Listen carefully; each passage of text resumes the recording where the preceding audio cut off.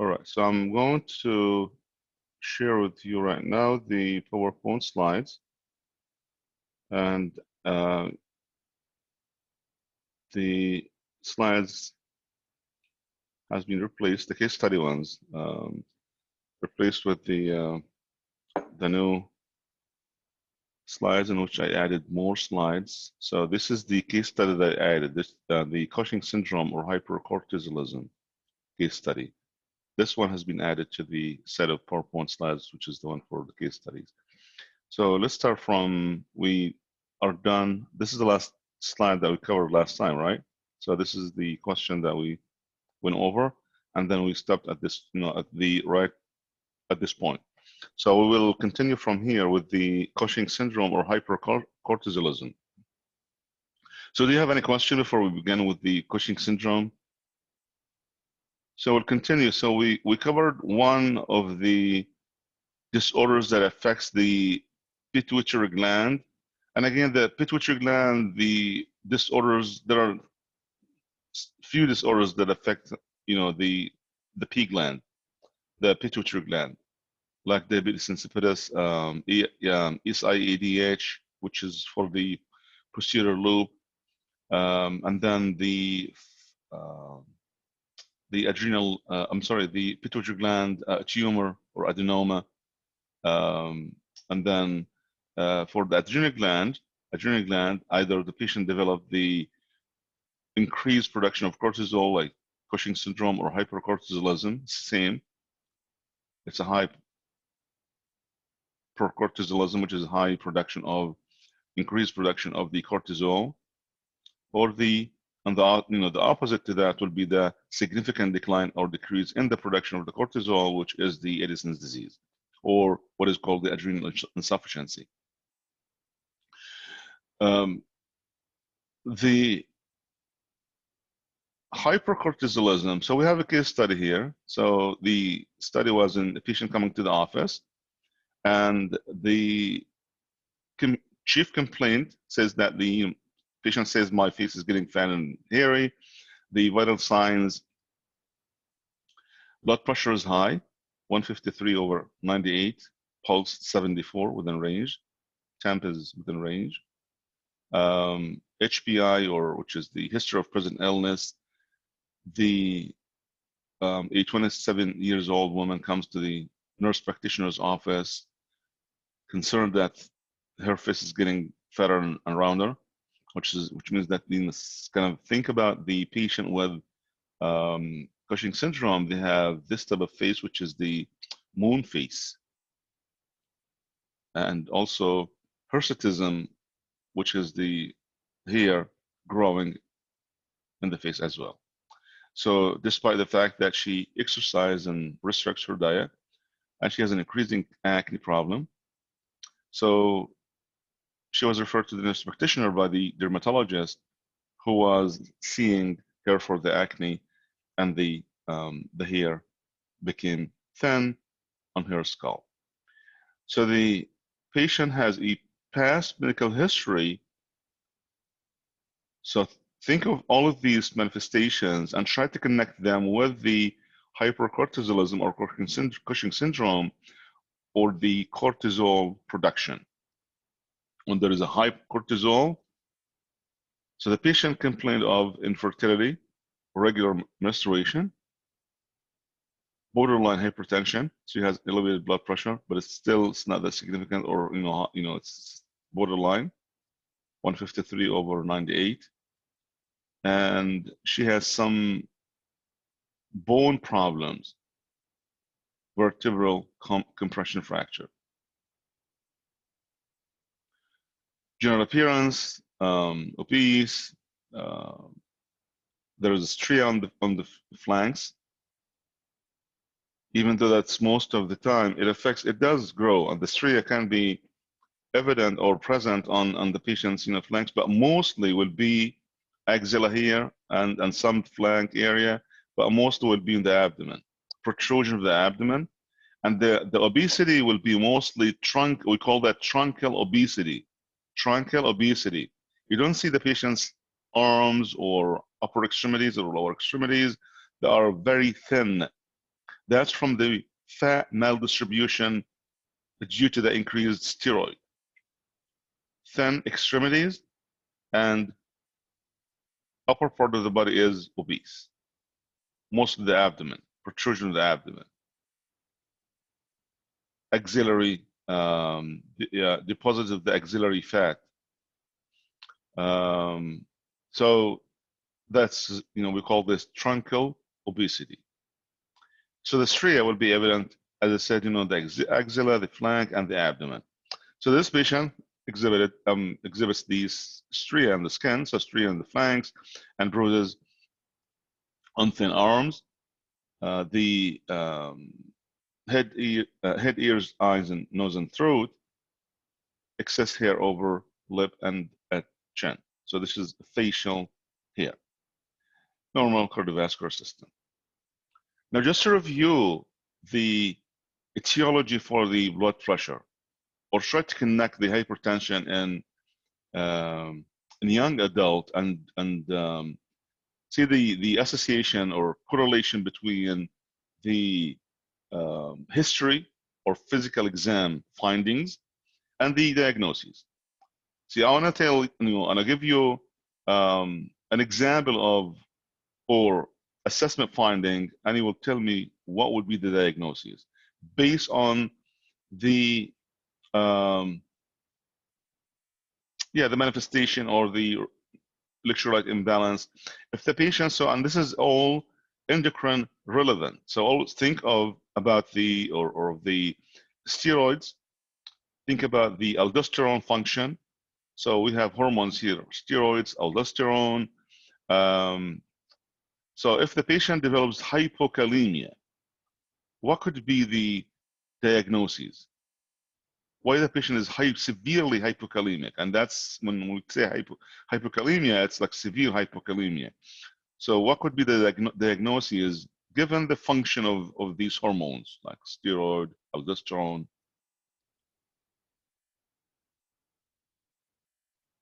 Severely hypokalemic. And we said when patients develop the Cushing syndrome, they will be hypokalemic but not significant.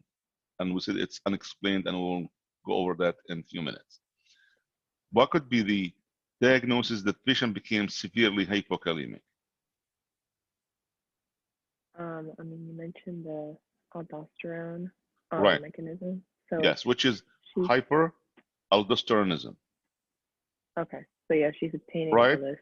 Yeah, because hyperaldosteronism. Right, because hyperaldosterone, because the aldosterone function is to fluid and sodium retention and potassium excretion.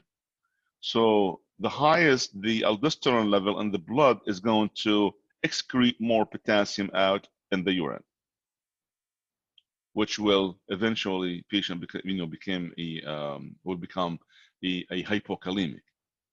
So hyperaldosteronism will eventually result in severe hypokalemia. So always connect that hypokalemia to hyperaldosteronism when it comes to the endocrine system. Second, patient with this is like physical findings. Patient presented to you and you're doing the assessment and physical assessment and trying to find out and figure out what's going on with the patient, diagnoses and so forth. The truncal obesity, there is some bruises, skin, can be anywhere, mostly like face and trunk or abdomen.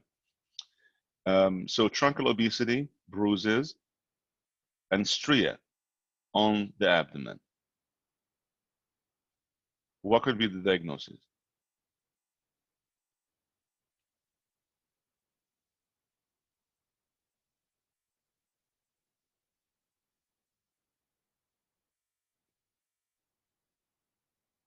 Do you see the picture I'm having on here, which is the PowerPoint slide?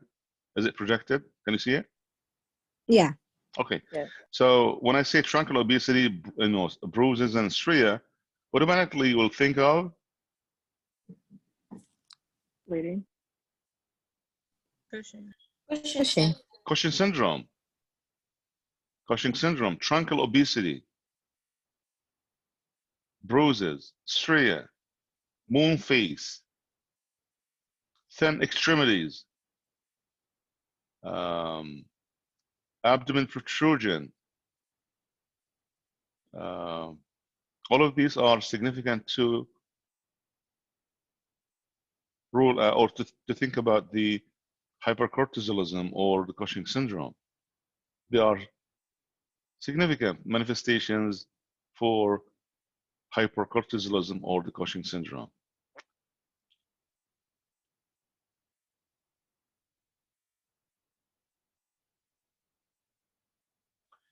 All right, so these are well-known criteria or manifestations of the Cushing syndrome.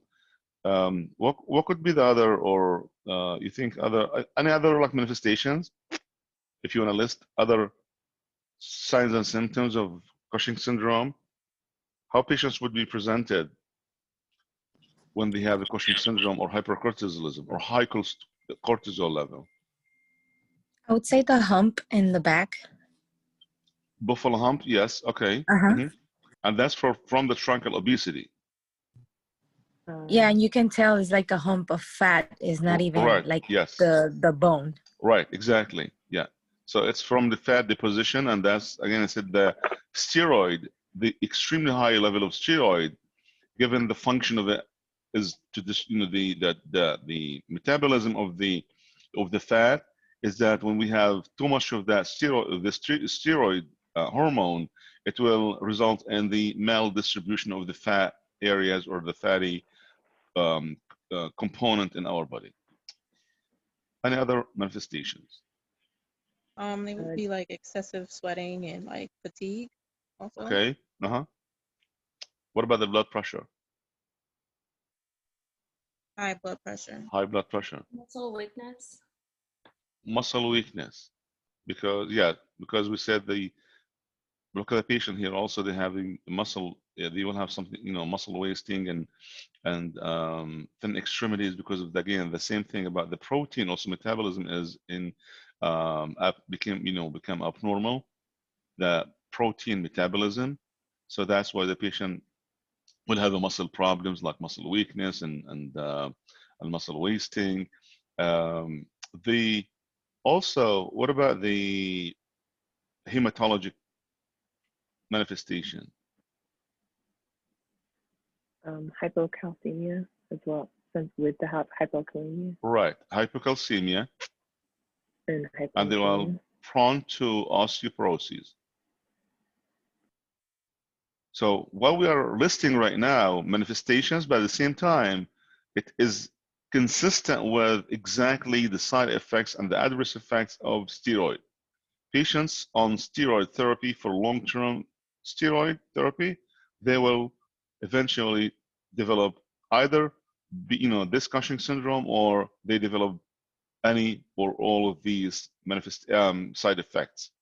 So at the same time, we see it's manifestations of Cushing syndrome, but it's also, the side effects of long-term steroid therapy. And we will differentiate between the Cushing syndrome and Cushing disease.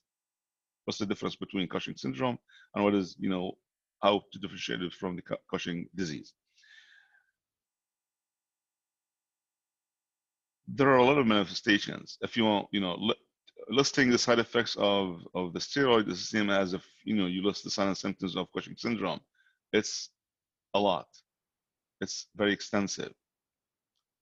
What else? It's kind of comprehensive, like covers most, almost all body systems. What about the hematologic disorders?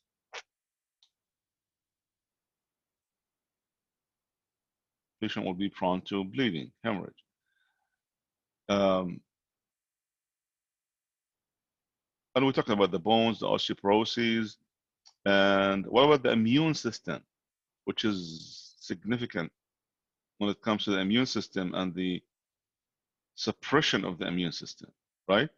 Because when you prescribe a drug or a steroid to the patient post-transplanted, like let's say renal transplant or kidney transplant, and we prescribe the patient should be on immunosuppressive agents plus steroid, because the steroid also is immunosuppressive agent.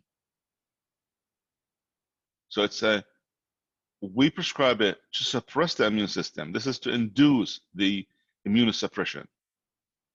We anticipate that because so we are prescribing the steroid to suppress the immune system to prevent rejection post kidney transplantation. And this can be also, you can apply this concept to any transplanted organ, cardiac, kidney, liver, any organ transplantation. Post-op, patient should be on immunosuppressive agents, and one of them will be steroids. And how is steroid would suppress the immune system? What would be like the mechanism that the steroid will suppress the immune system? Might be like, this is the pure pathophysiology question, but the immune system, which is composed, we said, it's from the T cells and B cells, right?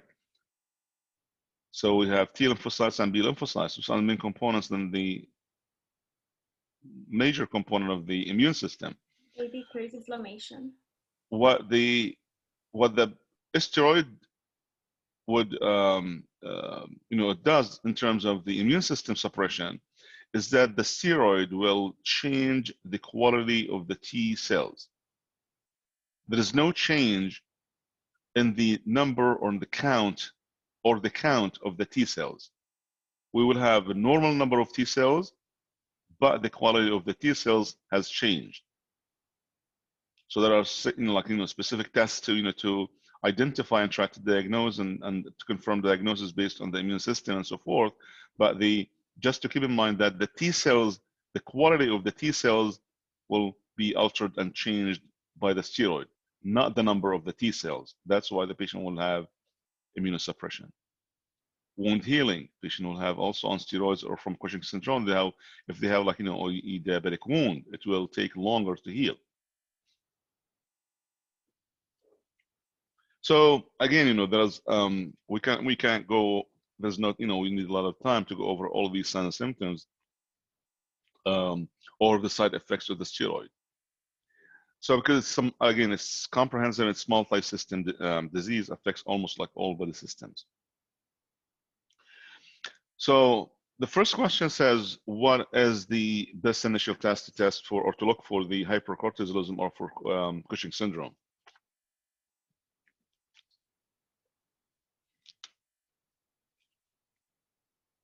And the adrenal, as we review the adrenal gland,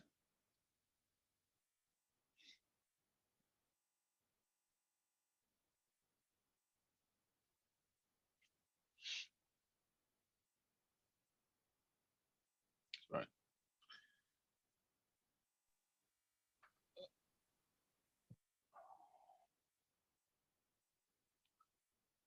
So the P gland, the pituitary gland, secretes the ACTH hormone. The anterior lobe of the P gland produces the ACTH hormone, adrenocorticotropic hormone, to stimulate the adrenal gland to produce the hormones, all of them. The medulla produces the catecholamines, and the cortex produces the glucocorticoid, which is the steroid, and the mineralocorticoid, which is the aldosterone, in addition to the androgens as well. So the initial test would be to diagnose patients with if they exhibit these symptoms, which is evident that that could be hypercortisolism. So we have to. Oh, go ahead. Any answer? A. Right. So the first thing that should be done, we have to, to execute or do is to collect the urine for over 24 hours and then test it for the cortisol, the presence of the metabolites of the cortisol and its metabolites. So the cortisol levels have tremendous fluctuation during the day. So this is the chart or the tracing of the level of the cortisol during the day, 24 hours. And this is the circadian, according to the circadian rhythm, the highest level of cortisol production. Let me just exit the full screen so I can increase the size of the font. Okay.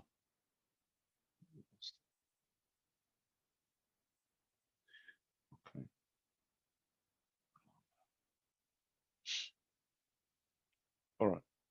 So the level of cortisol, the highest will be during the day. And this is according to the circadian rhythm. You will find that the see 8 a.m. This is 8. So early morning, that's when we have the highest level of cortisol in our blood. We call this the steroid level according to the circadian rhythm. And then it's also way high up here. So again, it will be most, increased the most during our sleep. Mostly would be between 12. See here it says 4, but mostly will be 12 to 8 a.m. But you can, go with this one, which is 4 to 8, 4 a.m. to 8 a.m., which is early morning, like morning hours. So during the day, it's not going to be, so we have, this circadian rhythm, which is the natural fluctuation of the cortisol levels during the day.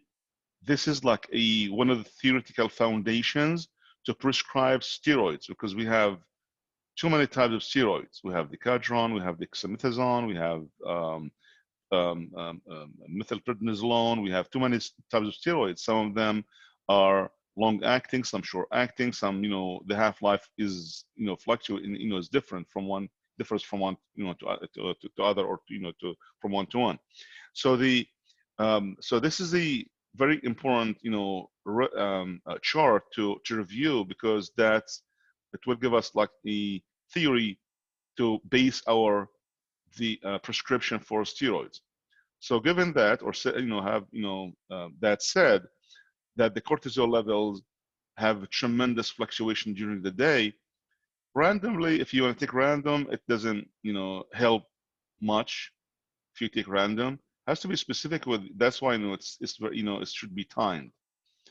So the 24-hour urine collection, it tells the average cortisol level over the past day. In other words, that it will give us the collection, the exact amount of the cortisol which has been collected or produced during the last 24 hours.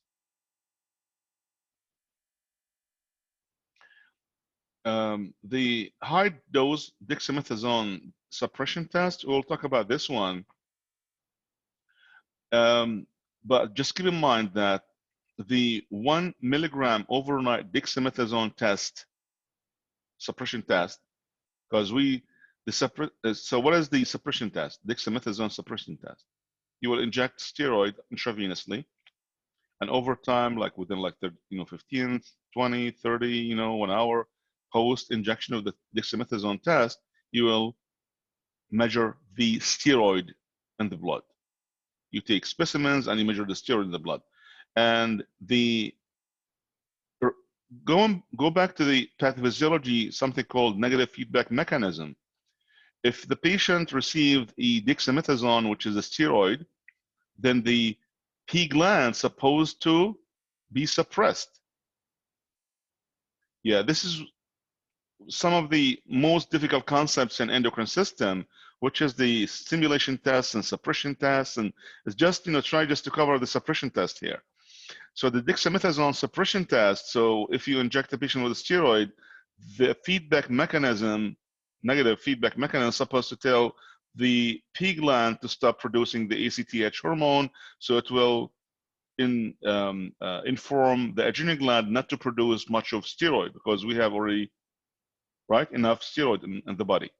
So that's a suppression test, which means that the suppression test for a healthy P gland and a healthy adrenal gland supposed to suppress the P gland, and then subsequently the adrenal gland from producing the steroid.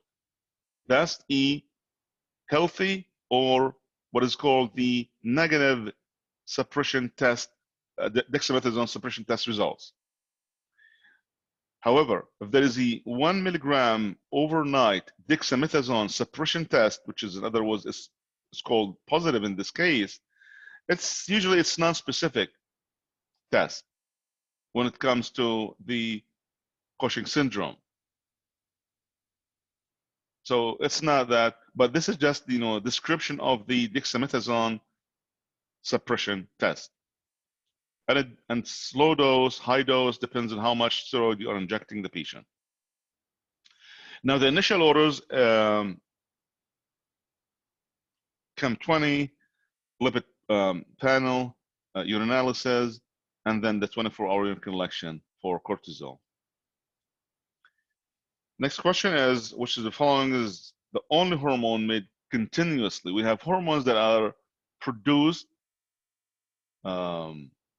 pulsatile, we call it pulsatile fashion, like increase, decrease, like steroid, for example, is one of them, will be produced according to the circadian rhythm, sleep time, or day versus sleep, sleep hours. So all hormones have this type of production fashion, which is pulsatile fashion, based on the circadian rhythm, except for one, which is the thyroid hormones, T3 and T4. They are made continuously. This is just informational, just to keep in mind that all hormones are made in a pulsatile fashion. Same thing with the insulin, for example. Insulin also has a pulsatile. We have two different types of insulin production. We have pulsatile and we have bolus, right? So we have the bolus is a very small amount that's continuous, and then the pulsatile, which is postprandial in this case for the insulin, for example. Insulin is a hormone, but just an example of that's the insulin. We have two types of insulin production. We have continuous insulin production, which is very small, tiny amount, but the most important amount of insulin usually is produced postprandial. Postprandial. So after we eat, after like the meal, after after we eat, then the insulin will be produced in large amounts in response to the presence of food, which will stimulate the pancreatic, enzymes and so forth. So hormones. So in this scenario, we will say that all hormones are made in a pulsatile fashion, except for the T4 and T3, in which these two hormones are thyroid hormones. They are made continuously. So in 1 to 2 weeks, the results are out, and the results of the 24-hour collection, also urine test, is available. So the patient received the results. The CAM20 potassium is borderline in terms of low potassium, so hypokalemic, elevated bicarb, glucose high, LDL and triglyceride elevated as well, and urinalysis normal. The cortisol in the urine over 24 hours showed elevated numbers. So what is the mechanism of low potassium and high bicarb? So this is significant for patients with hypercortisolism or Cushing syndrome to have the hypokalemia and high bicarb.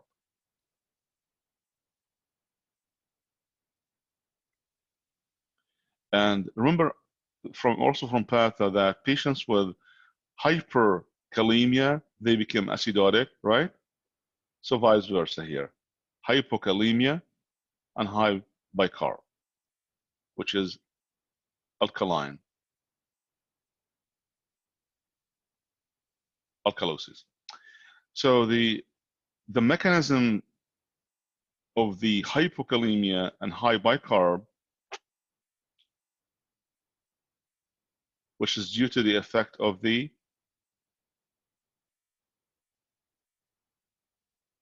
cortisol. It's a, and this is applied, you can apply this to all adrenal gland hormones. Adrenal hormones, they are not purely of one single effect.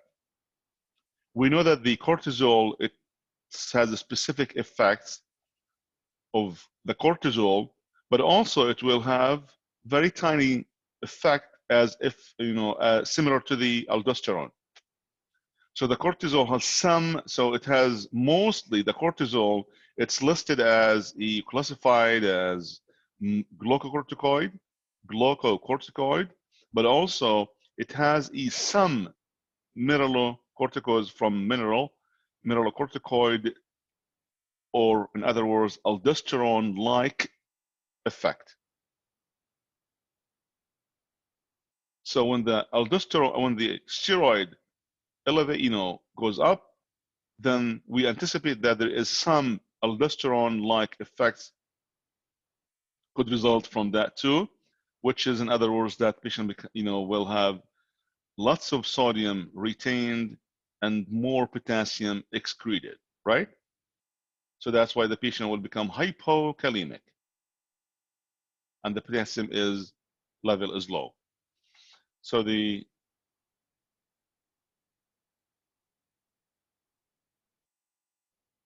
mechanism, we can go over the mechanism, but it's not the time for pathophysiology here. But just keep in mind about the high steroid, and that adrenal hormones, they are not purely of one single effect. Cortisol has some mineralocorticoid or aldosterone-like effect. So the patient is relieved to know that she has diagnosis that can explain all these and answer all her unanswered questions that she had, about the facial, fatness, and about truncal obesity, about the hirsutism, and all these signs and symptoms that are, frightening because she didn't have answers for that. Now she has at least an answer about which is in this case the diagnosis that would explain all these signs and symptoms. Now the patient wants to know if the acne or hirsutism are also related to the same problem. You would tell her that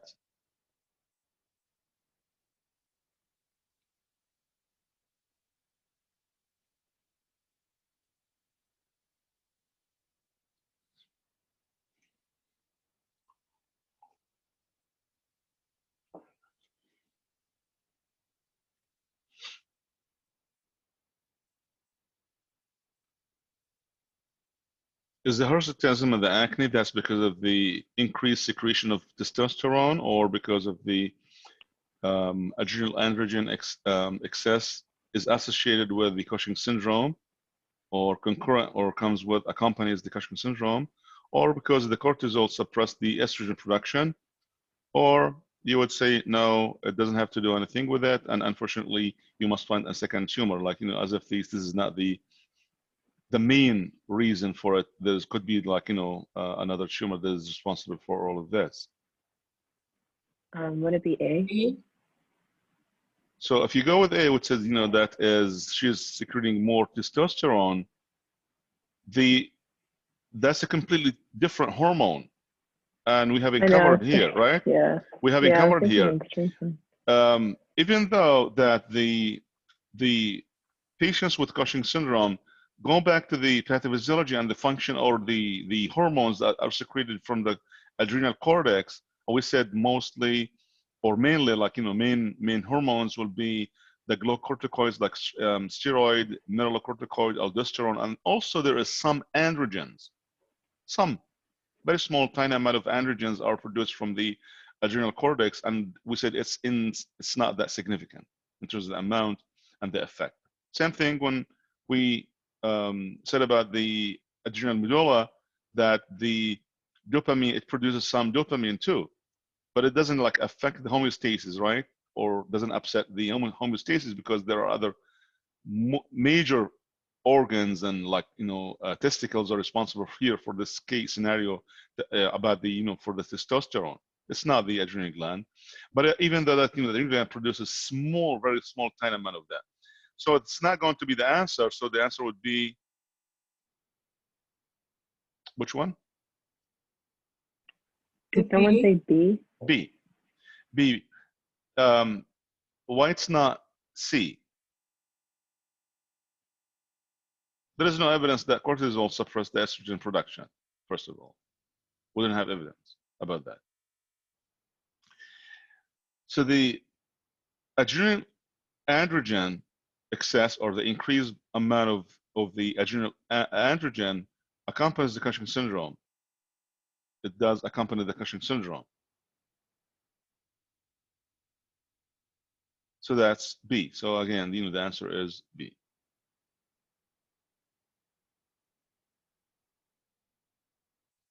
And the cortisol had also what is called the androgen-like effect. So there is some androgen-like effect of cortisol.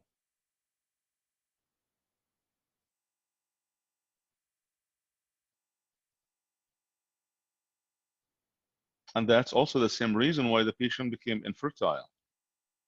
And the same reason that, like, why the patient have menstrual irregularities or irregular menstruation, and that's because of the excess androgens are interfering with the ovulatory cycles, with ovulation. So the estrogen, excess estrogen levels, they cause acne, and they do cause that because sebaceous glands, that's why they develop the acne or result in acne, because the sebaceous glands, they have testosterone receptors. So the sebaceous glands, once they have testosterone receptors, they will be responsive to the effect of the presence or effect of the testosterone. And here, so the patient is, I would say, patient became delighted and thrilled to hear all of this, even though this is disease, but at least that's kind of, she can get as if she get the one-stop shopping, right? So she can fix her face, she can fix the truncal obesity, the acne, she can restore her normal menstruation or periods. She can also fix her infertility.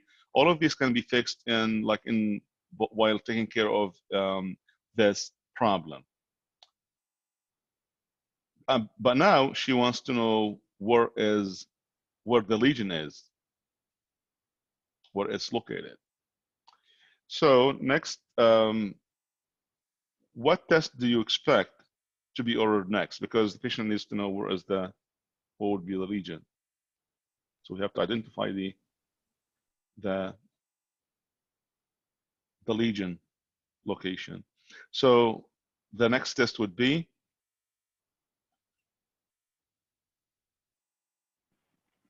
A. Yeah, which is the ACTH level, which is the hormones that is secreted from the P gland to stimulate the adrenal gland to produce the steroid. High ACTH hormone reflects the disease process. So if the ACTH hormone, ACTH, adrenocorticotropic hormone, is high, then the source is the P gland. This is a little, I would say, one of the confusing parts of the endocrine system when it comes to the primary, secondary, tertiary diagnoses. Is it the P gland? Is it the hypothalamus, or the P gland, or the adrenal gland? And that, this kind of, you also apply this to all endocrine glands.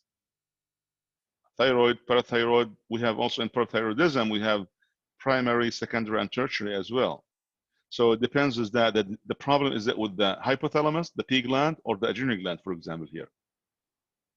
So if the ACTH hormone level is high, then the source, the problem or the disease, is the P gland, or it can be an ectopic focus, which is, in other words, that if the patient has a lung tumor, for example, that could be also the problem, which is, in this case, we call it ectopic disease or ectopic tumor. But if the ACTH hormone is low, then the source is the adrenal gland. So if the ACTH hormone is high, that could be the P gland, the pituitary gland, or disease outside of the glands, which is sometimes it's like lung tumors. But if the ACTH hormone is low, in other words, the adrenal gland is not producing enough, so that could be the source of the adrenal gland. That's which is the disease in this case, could be the adrenal glands. So the high cortisol result in high lipids, hyperlipidemia. That's why the patient has elevated LDL, and hyperlipid, has the triglycerides as well, elevated too. Because the cortisol causes lipolysis, the metabolism and destruction of the lipid cells.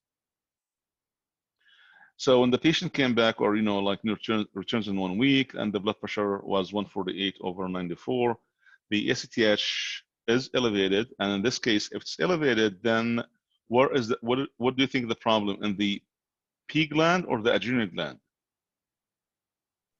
P gland. The P gland. pituitary gland.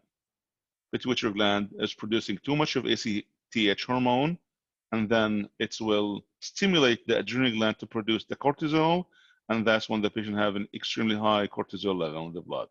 And then the glucose event, obviously we know from the high cortisol, ACTH hormone, high cortisol, is that patient will be hyperglycemic. So the patient became also, or the patient's blood pressure would rise in response of the presence of the cortisol. But what exactly the mechanism that you can explain the hypertension in patients with hypercortisolism or Cushing syndrome? And connect this to the patients with pheochromocytoma, when there is a tumor in the adrenal gland.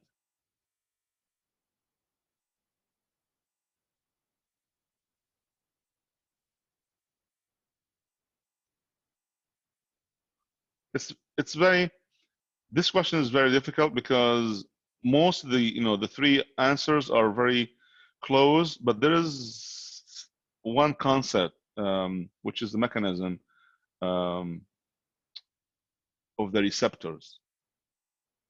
It's not the amount, it's about the response. In this case, it's the number of the receptors. The cortisol increases. This is very important concept in Cushing syndrome. Why the patient became hypertensive? From the cortisol.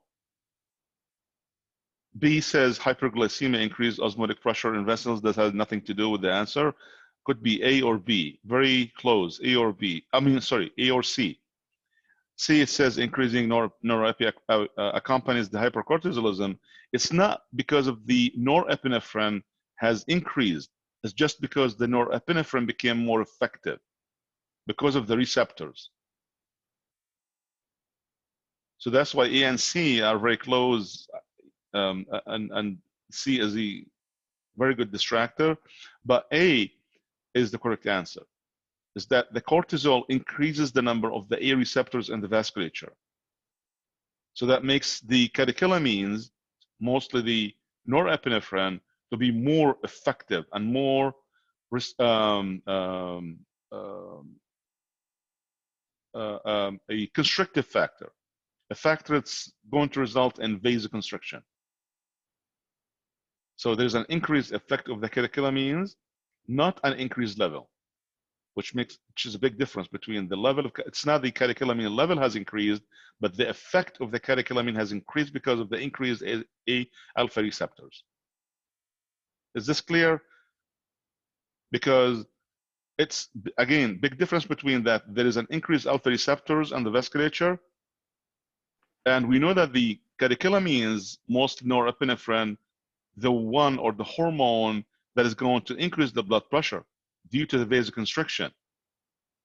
So we have more alpha receptors with the same amount of norepinephrine, but it's just because we have significantly increased number of alpha receptors, then the epinephrine became more effective.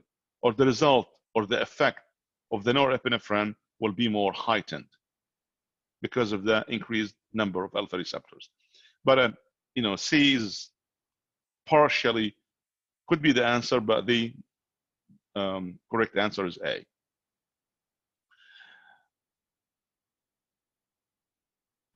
Because they're not making more norepinephrine. They're just No. Exactly. They're The alpha not. receptors. Yeah, they're not. Right. The alpha Negative. receptors increased, and with the increased alpha receptors, then the epinephrine will be more effective. So the outcome would be that you have the same amount of norepi, but it's just because there are too many receptors has been added to the alpha receptors, then the resultant effect would be more constriction of the blood vessels. So vasoconstriction. Absorption. Right. More vasoconstriction and more or higher the blood pressure, or and then that will increase the blood pressure because of the vasoconstriction. So the an order is the high dose dexamethasone test, and the MRI shows a lesion in the pituitary gland. So there is a lesion in the P gland, and there is a neurosurgery. Consult for the neurosurgeon for the surgical removal of the tumor or the lesion in the pituitary gland. So this one is most of the time these lesions are of the adenoma type. They are all most of the time they are mostly adenoma type. So most functional pituitary tumors are adenomas.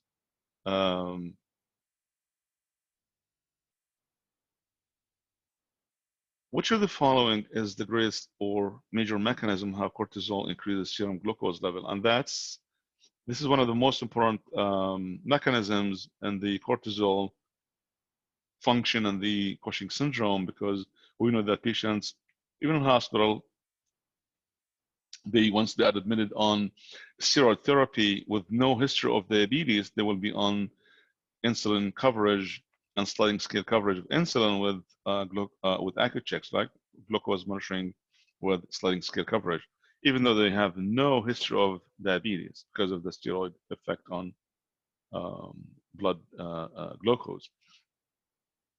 So the major mechanism how cortisol increases serum glucose level would be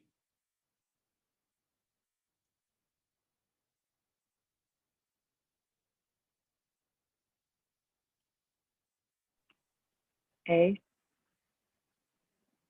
decreased glucose excretion at kidneys. No, A. A. Increasing gluconeogenesis.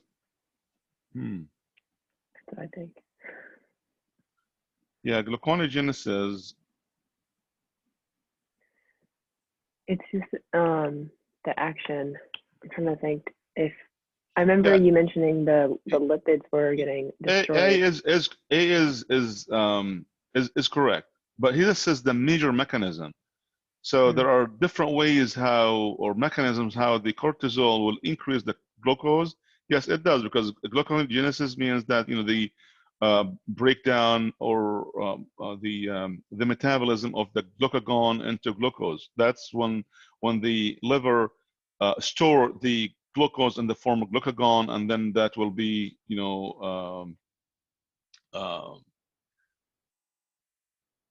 metabolized into the glucose. So we'll have a source of glucose. So that will result in hyperglycemia. That's normal. That's expected from the cortisol, but it's not the major mechanism. It's one of the mechanisms. It's one of them, but the major one, because the glucose, it's not because of the breakdown of the glucagon from the liver, stored glucagon in the liver, and that results in glucose. It's one of them. This is one of them, but this is not the major one. Which explains here that why it is significant to put the patients on sliding scale coverage with insulin once you prescribe them a steroid, especially with the IV steroid therapy. Even when there is no previous history of diabetes mellitus. So the most significant one or the major mechanism is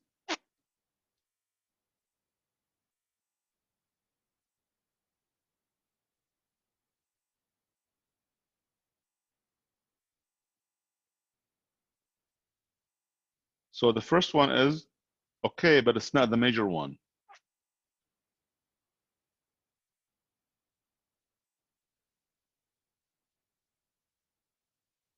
Is it C? Aldosterone, nothing to do with it's mineralocorticoid. I didn't read the question. Let me read Yeah, the it's question. mineralocorticoid. The aldosterone is mineralocorticoid. It's nothing to do with the glucose. I'm sorry. D, blocking uptake D. into tissues like muscles and adipose. Right. So A is one of the mechanisms, but it's not the major one. The major mechanism that will result, make cortisol, or the cortisol would increase the glucose level, hyperglycemia. And that's, you can explain this also in patients who take or on the long-term steroids, why they become hyperglycemic. Because the steroid will block the uptake of glucose into the tissues, like muscles and adipose tissue. In other words, that the cortisol is supposed to assist the glucose entry into the muscles and the adipose tissues. So if it doesn't enter these tissues, it will stay in the bloodstream, right? Blocking the uptake into the tissues, so it will stay in the bloodstream. And this is the major mechanism how cortisol will result in hyperglycemia. Next is the difference. What is the difference between Cushing syndrome and Cushing disease?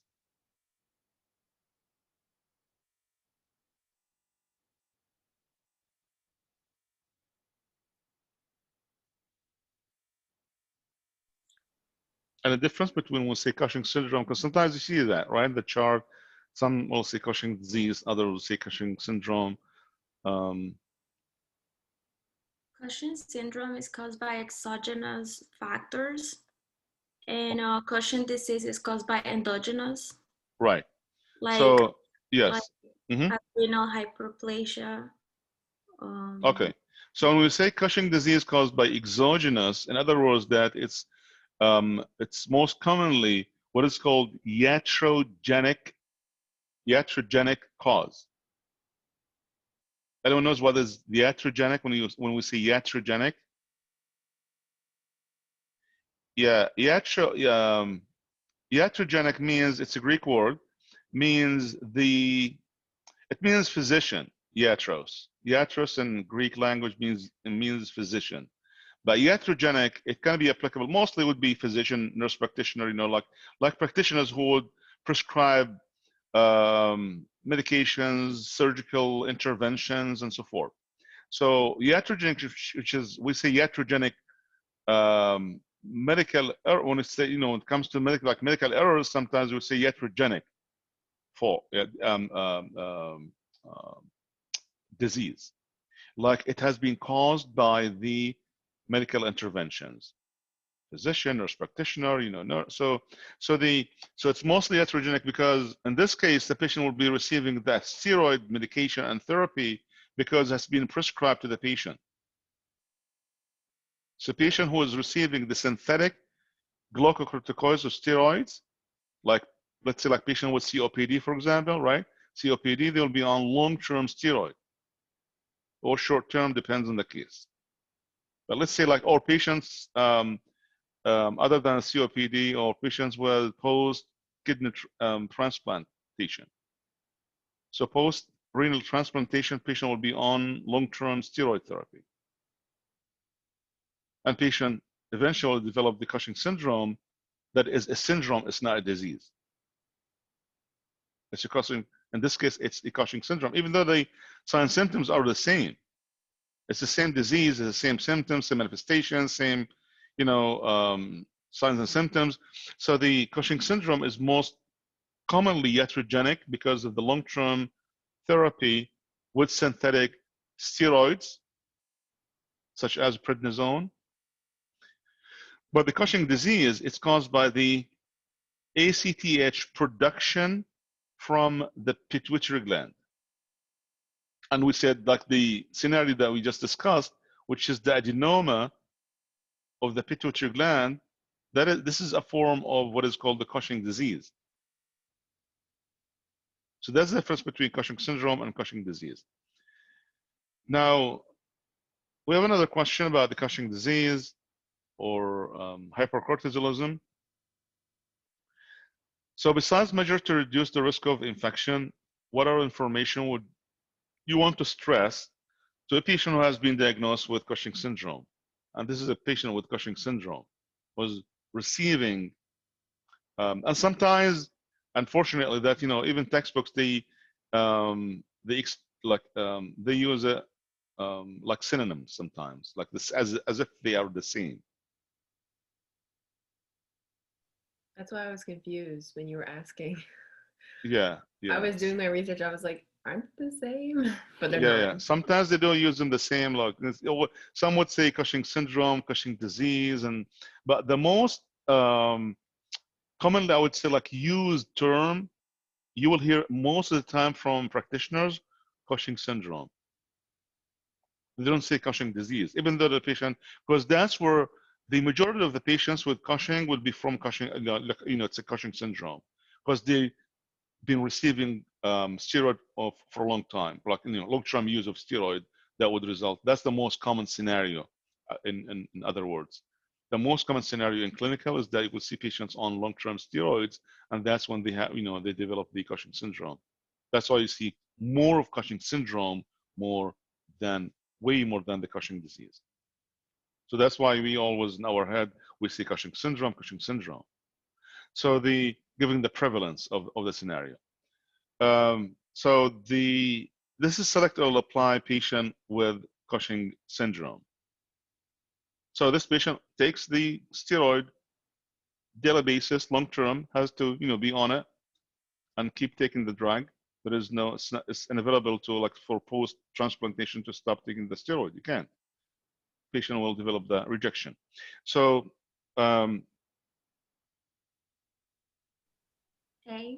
A, wear self. B. First thing in the morning. B. And then B, to call if patient weighs okay. Yes. Well, what about the increased intake of food high in sodium?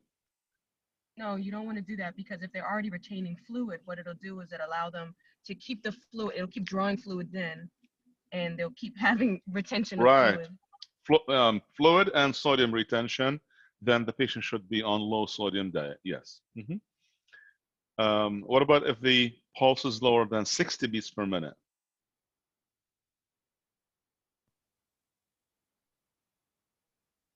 Yes.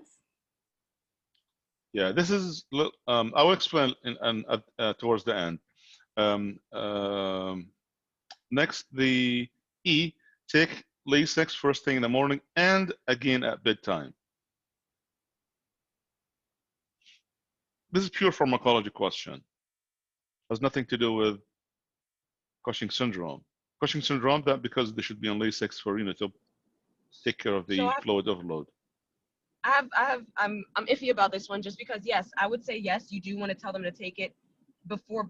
You want to tell them to take it in the morning, but you have to stay close to a bathroom because in the event they're taking the Lasix and it's making them have to use the bathroom frequently or voiding frequently, so if they're out, that's going to be an issue, no? Right. In general, it's not just the bathroom, but also it's the problem here. It's a bedtime. It could cause never hyperemia, could it not? advise. Yeah, never advise patient to take diuretics at a bedtime or not in a nighttime.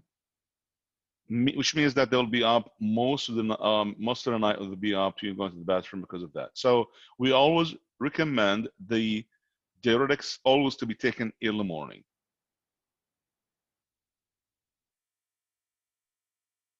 So this one is correct.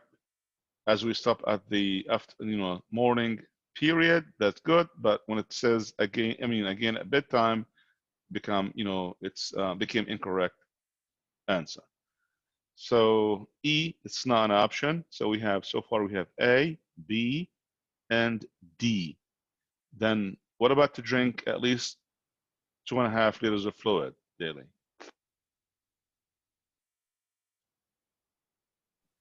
Wouldn't No. you be concerned about the aldosterone levels at that point? Yeah, Or we have that fluid even- overload. Yeah. Yeah, okay. Yeah, we have fluid and sodium overload. So patients, so patient will be on fluid restriction. And then G, to take a vitamin electrolyte supplement as prescribed. That's, I would say yes. Yes, recommended, yes.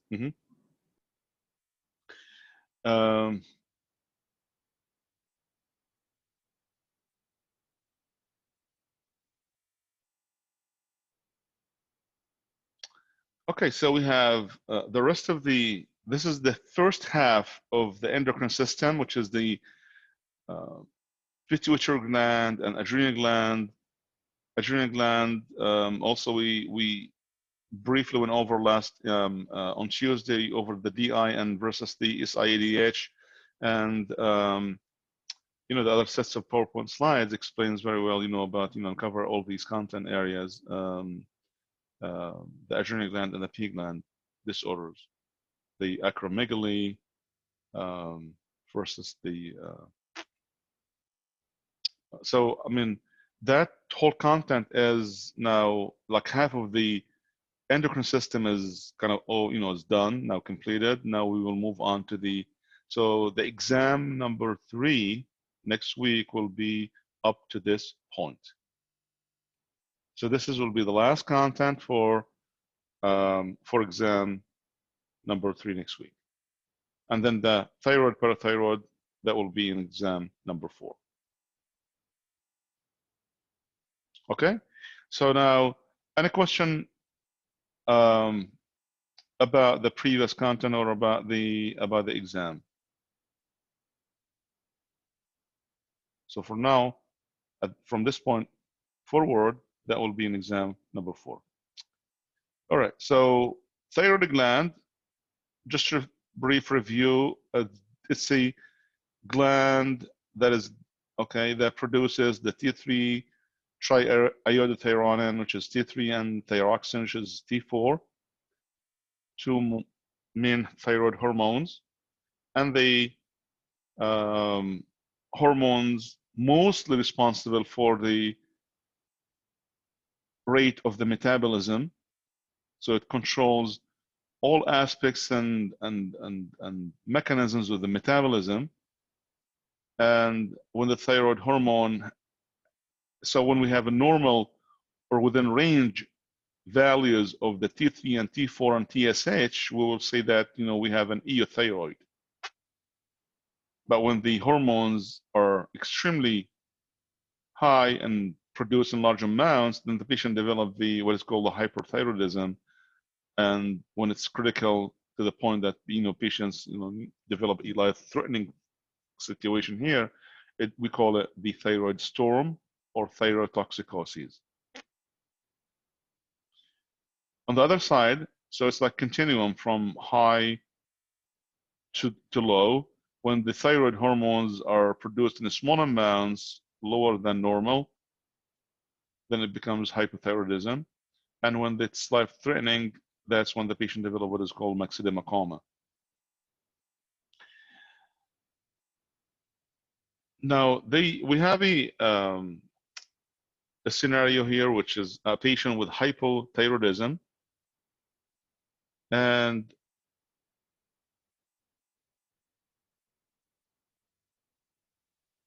let's see if we can read it out loud. Anyone can read it for us? Sorry, what did you say? Sorry. Yeah, if you can read it, please, Ashley. Sure. Setting, we're in the office. The complaint is, I just feel so tired and weak. Vital signs are 10 breaths a minute, BP is 135/94, heart rate is 56 a minute, and temperature is 96.8. It is a 48-year-old woman with progressively worsening fatigue and tiredness developing over the last several months. Comes to an APN's office. She says she has gotten to the point where everything is a struggle. She has also been gaining weight and suffering from constipation. She has a previous history of depression and dry skin. She is on a SSRI as well as I don't even know. Yeah, well, you can use the instead of bupropion, which is the Wellbutrin. It's a Wellbutrin. Yeah, Wellbutrin. Oh my gosh. Stool softeners. I'm ready to fix that before I graduate. And then her exam basically says that she has a sad appearing, modestly obese, slumping on the examination table. Her cardiovascular system is normal. Her abdomen shows no, is that acromegaly or it's fine. Yeah, no organomegaly, Okay. which means there is no, megaly of like the spleen or the liver or the liver, either one. Yeah. Oh, okay. No organomegaly at all. No. So we combine them.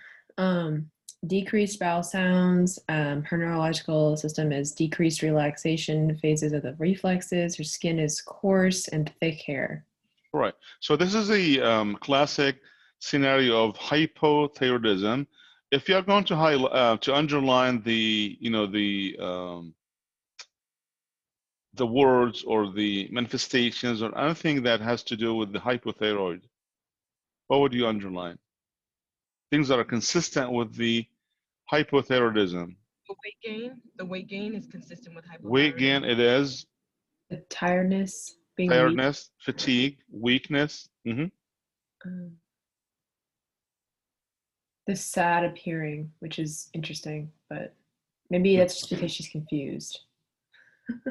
Here it says, getting to the point where everything is struggle, and you can add to that is we don't have it here very prominent, but when it comes to mental sluggishness,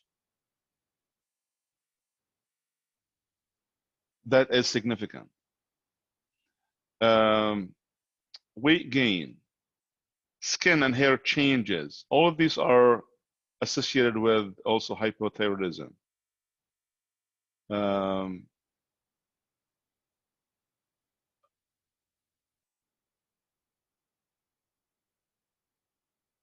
It's just that everything is low, like. Exactly.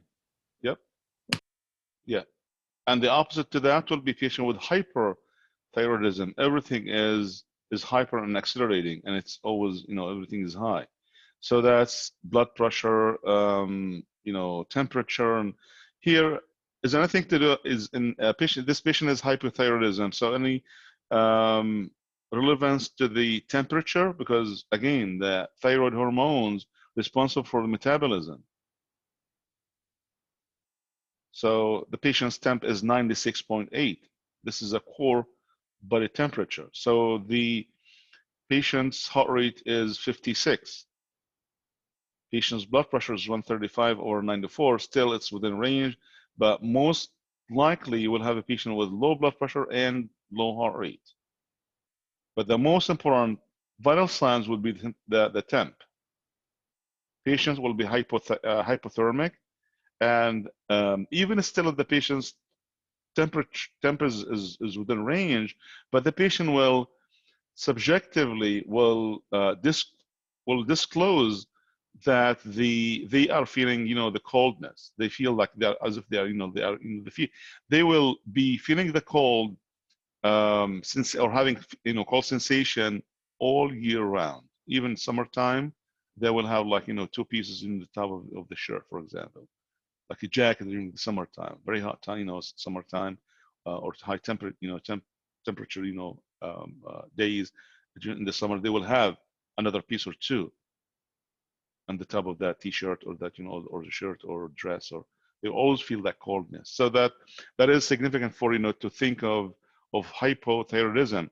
Why I'm saying hypothyroid is more important than hyperthyroid, because of the number of cases. The hypothyroidism will be more in terms of the numbers and prevalence compared to the hyperthyroidism. The hypo more prevalent than the hyperthyroidism. So the hypo, because it has to do also with age and with the aging process, so a large number of the older adults will be on Synthroid and levothyroxine because of the correlation between thyroid function or the decline in the thyroid function and the aging process. But Graves' disease and Hashimoto's disease and hyperthyroidism, we barely, see. I mean, we do encounter cases and see cases in the healthcare setting, but it's not going to be frequent, compared to the patients with hypothyroidism. Especially if you go to the long-term facilities, for example, nursing home, you'll find almost more than half of the cases will be on Synthroid or levothyroxine because of the decline in the function of the thyroid gland, and how it's associated and correlated, with the aging process. So the initial orders for this patient was the CBC and then the Chem7 and the TFTs, which is thyroid function test, which is a T3 and T4, right? Which is T4, which is free thyroxine, and the we will go with the T4. We'll do both actually, T3 and T4. But T4, it's more important than T3 because T4 is free thyroxine. It's not being usually affected. It's not affected by the presence of the protein, globulin, albumins, and it's free thyroxine, the T4. So we'll do a thyroid function test, T3 and T4, and the TSH, thyroid stimulating hormone. So the TSH, which is T3 and T4 from thyroid, and the TSH from who produced the TSH hormone. When you say thyroid stimulating hormone, so it's a hormone to stimulate the thyroid from the P gland. Yeah, pituitary gland produces the TSH hormone to stimulate because Sorry, I was saying that, but I didn't realize I was on mute. You was mute, okay. So it's a hormone that will stimulate the P gland, right? So it produces this TSH hormone to stimulate the thyroid hormone. So T3 and T4 from the thyroid and TSH from the P gland. And we need also a level for calcium and magnesium, serum, both from blood serum levels. So the CBC came out, the results revealed that the CBC hematocrit is 34%, and the MCV is 90, Chem7 sodium is 132, so patient is hyponatremic, and low T4, which is the free T4, because we have total T4 and we have free T4. The free T4, which is the more active form of the thyroxine. We have total T4 and we have free T4. So it's low, and then the TSH is high. Calcium, magnesium levels, normal. So when there is a low T4 and high TSH, low T4, and there is a high TSH, that's a hypothyroidism.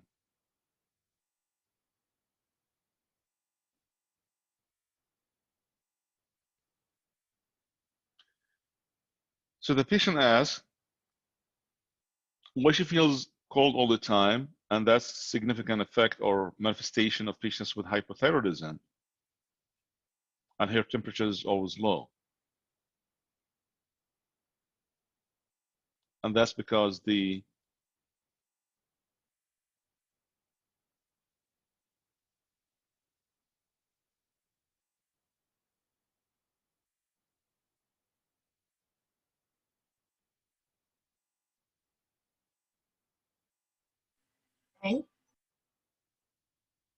A, you said, I'm sorry? Yes, A. A, pituitary insufficiency. But we said here, even real, so B. Oh, disregard I'm sorry, B. Sorry, it's B. adrenal insufficiency, but this is a hypothyroidism Oh, C. scenario. It's C. It's Thyroid C. gland, T4 and It's C. T3. It's C. So it's, yeah, so it's C because A is P insufficiency. In other words, that the P gland is producing too much of STH hormone, Or I mean TSH hormone, which would cause hyperthyroidism. but it's not the function of the TSH hormone. Yeah, the temperature is a manifestation of the T3 and T4, mostly T4. Because the thyroid hormones, we said they control the metabolism. And one of the major aspects or features or components of the metabolism is the temperature. So because the T4, it stimulates the heat production in cells. So the metabolic rate of all mature cells in the body is under the direct control of the thyroid hormone, except for the brain cells, especially in adults, like adult brain cells. Spleen, the uterus, these three organs, they are not affected usually in terms of temperature by the T4. So the metabolic rate of all mature cells in the body is under the direct control of the thyroid hormone, except for the adult brain, the spleen, and the uterus. So the T4 controls almost like the thermostat for the body.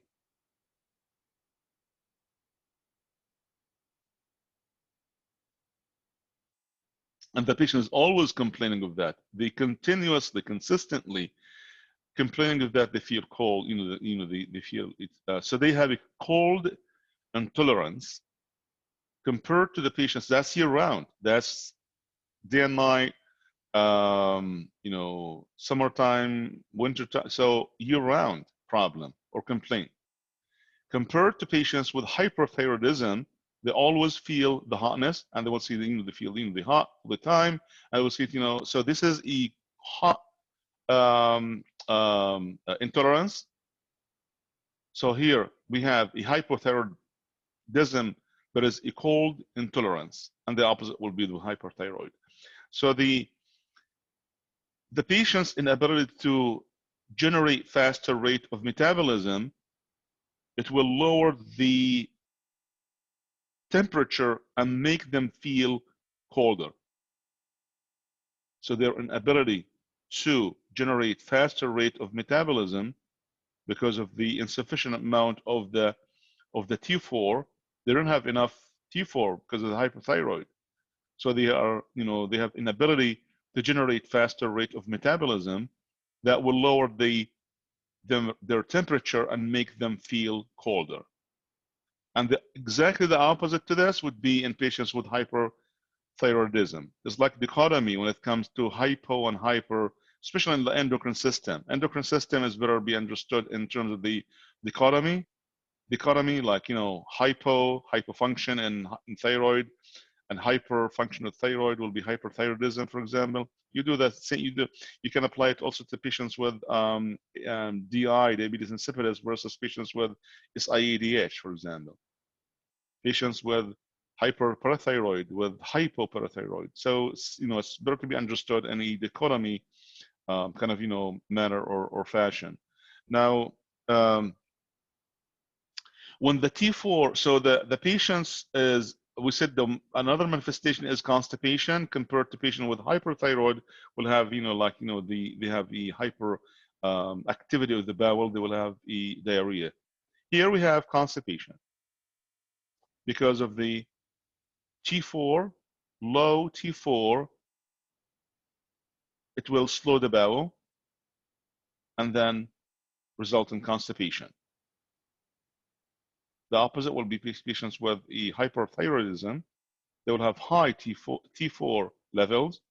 It will make the bowels more faster, peristalsis more faster, and thus they have frequent bowel movements and sometimes diarrhea. And there's also changes to the hair changes in terms of the coarse, thick hair and dry skin. That's routine finding in hypothyroidism. Coarse, thick hair and dry skin.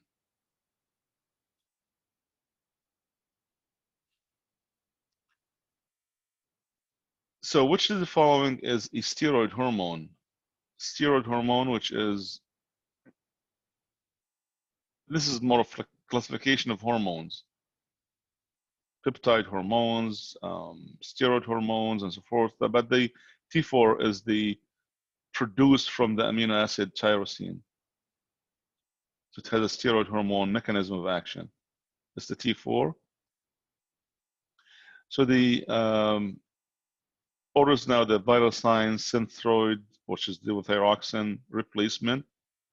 Patient should be on this medication as a replacement therapy for hypothyroidism. Chem7, lipid profile or panel, and the patient's vital signs came back. The respirations 12, blood pressure 142/94, and pulse is 54 and temp 96.8. So patient is bradycardiac. What makes the patient bradycardiac?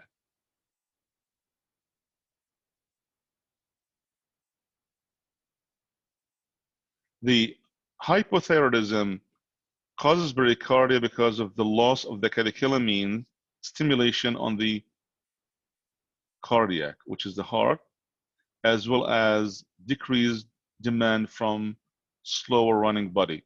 So everything is slow. The body, the metabolism is slow. So the hypothyroidism causes the bradycardia because the loss of the catecholamine stimulation on the heart, as well as everything is going slower because of the slow metabolism.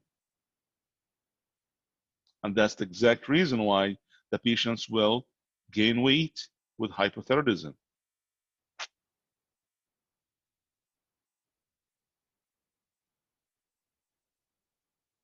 So the answer to this one would be C, right? C, Yes. which is T4 has a permissive effect on catecholamines. So that is the root or the major cause of the bradycardia and hypothyroidism is that the combined effect of the catecholamine with T4.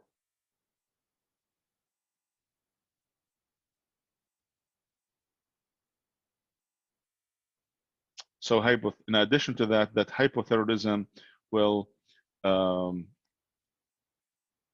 lead to decreased metabolic requirement, almost all cells in the body. Everything is, again, is slow.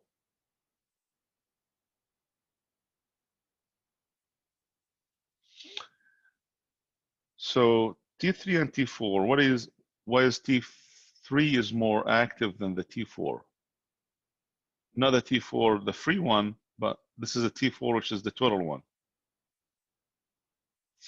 Free and the combined one, because the thyroid hormones will be bound to protein. The one that is bound protein is inactive. The one that is free, that is the active one. But here, in general, T3 and T4, but T3 is more active in general than the T4. Because the T3, first of all, T4 is converted to T3 by one of the enzymes called 5-iodinase.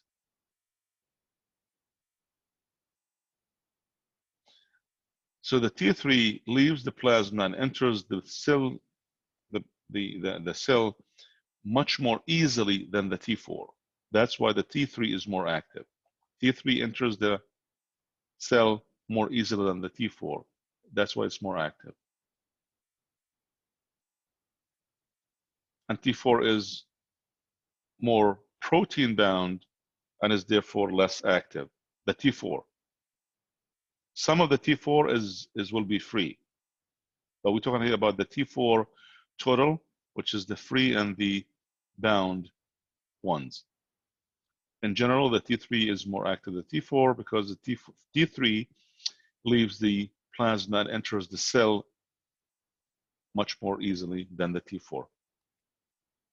And the T4 is more protein bound and therefore is less active than the T3. More protein binding, again, it's like it's captive, it's incapacitated. It's when it's bound to the protein, it cannot do anything. It cannot enter the cell, cannot exit the bloodstream to stimulate or to enter the cell. That's why the bound to protein, when it's bound to protein, it's inactive or less active. So now the CAM7 patient's glucose is 145 and lipid profile or LDL and triglyceride came back elevated.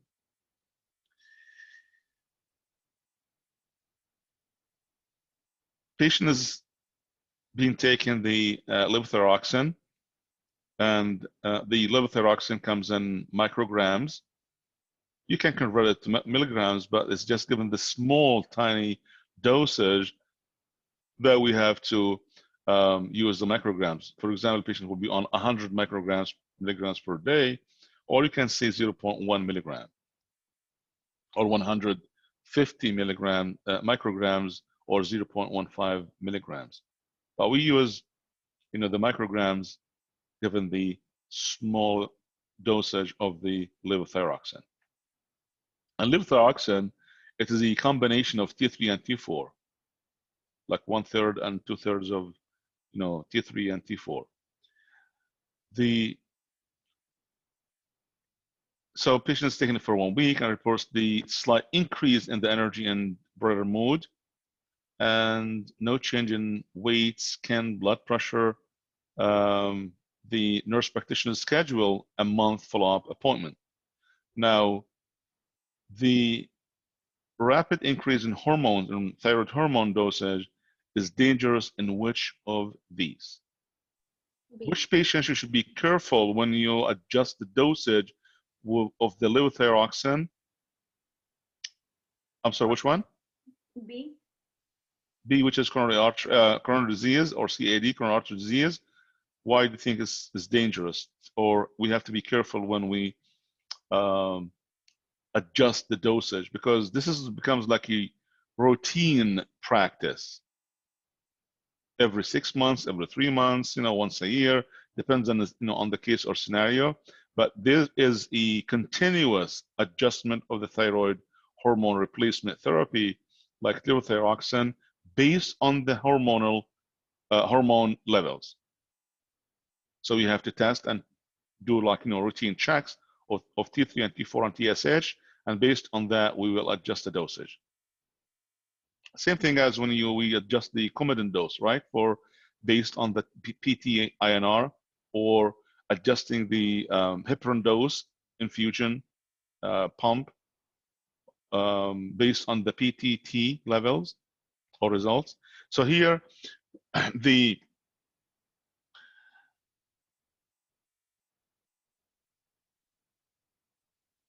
so patients with coronary artery disease, why it's not the diabetic patients with diabetes or patients with stroke or renal insufficiency.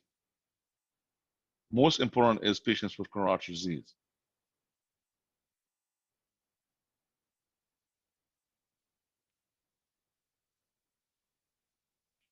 How would you explain that? What is your rationale?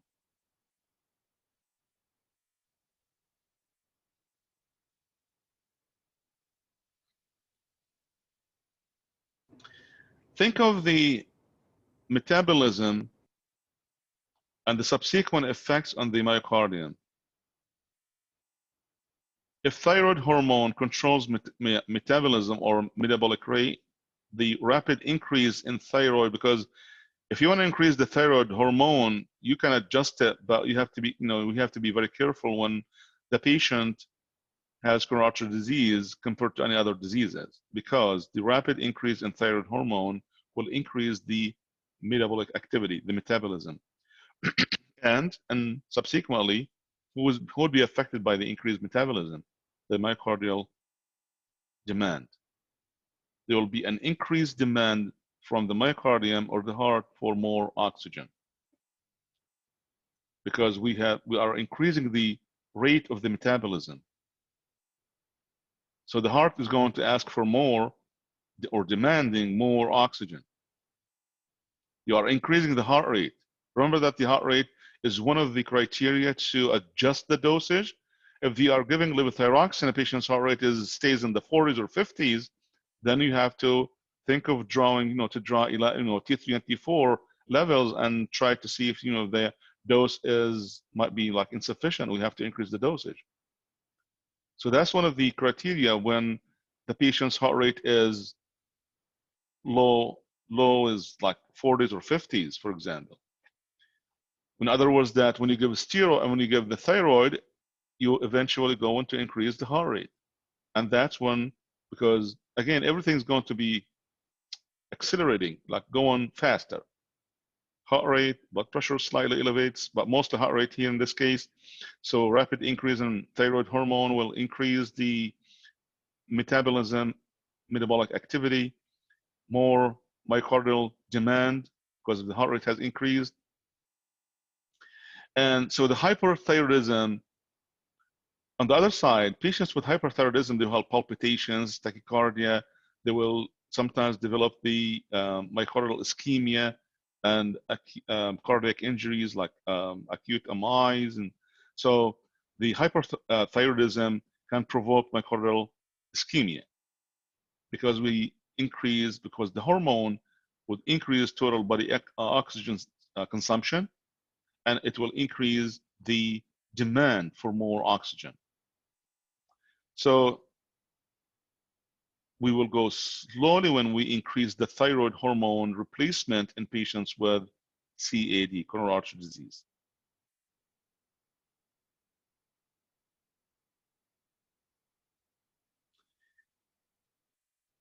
Another concept associated with the low thyroid hormone levels is that when the thyroid T3 and T4 hormones are low, they cause the atherosclerosis,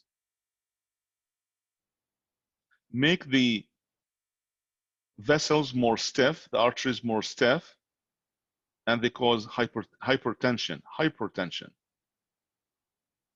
because that makes the polysaccharide to accumulate in the blood vessel walls and make it more stiff and thick, and that's what is called the atherosclerosis, and that would increase the blood pressure. So now the patient returns 6 weeks later feeling much more improved, and she feels all of these manifestations are significant outcomes and improvements to the thyroid replacement therapy use. More energetic, constipation resolved, weight decreased by 6 pounds, pulse now it's up. You'll find most of the questions, like in my exams, NCLEX exams, about the thyroid will be around this slide. If you understand the outcomes of the thyroid therapy or replacement therapy, most of the questions will be around this concept, which is the outcomes of how do you evaluate the effectiveness of thyroid replacement therapy, for example. These are the most important evidence or factors or outcomes that can be an evidence of the effectiveness of the thyroid replacement therapy. You can add to this also the patient's mental sluggishness has kind of also, and mood improved. The temperature is 97.4, which is significant. So a decrease or increase in these parameters, blood pressure, heart rate, fluctuation, either an increase, slight increase is fine, is an evidence of the effectiveness of the drug. But if the patient is still feeling not like, you know, fatigued and weak and or still constipated, then we have to reevaluate and to draw blood level for TSH and for T3 and T4, and to probably have to adjust the dosage. Patient still gaining weight, or patient hasn't lost any weight over the last. Just keep in mind that the thyroid replacement therapies, it takes a while. It takes about like between 6 to sometimes up to 6 weeks to show effectiveness. It takes some at the beginning. It takes a few weeks to show the effectiveness. But once the patient has started to establish the outcomes and to see the outcomes of or the effectiveness of the drug, then we have to continue evaluating once the patient can, for example, few weeks or 3 months later, say, start to complain of excuse me, of the feeling cold, then that could be, or patient's heart rate to drop. Now it's like in the lower or upper 40s or lower 50s. That's significant also to reevaluate.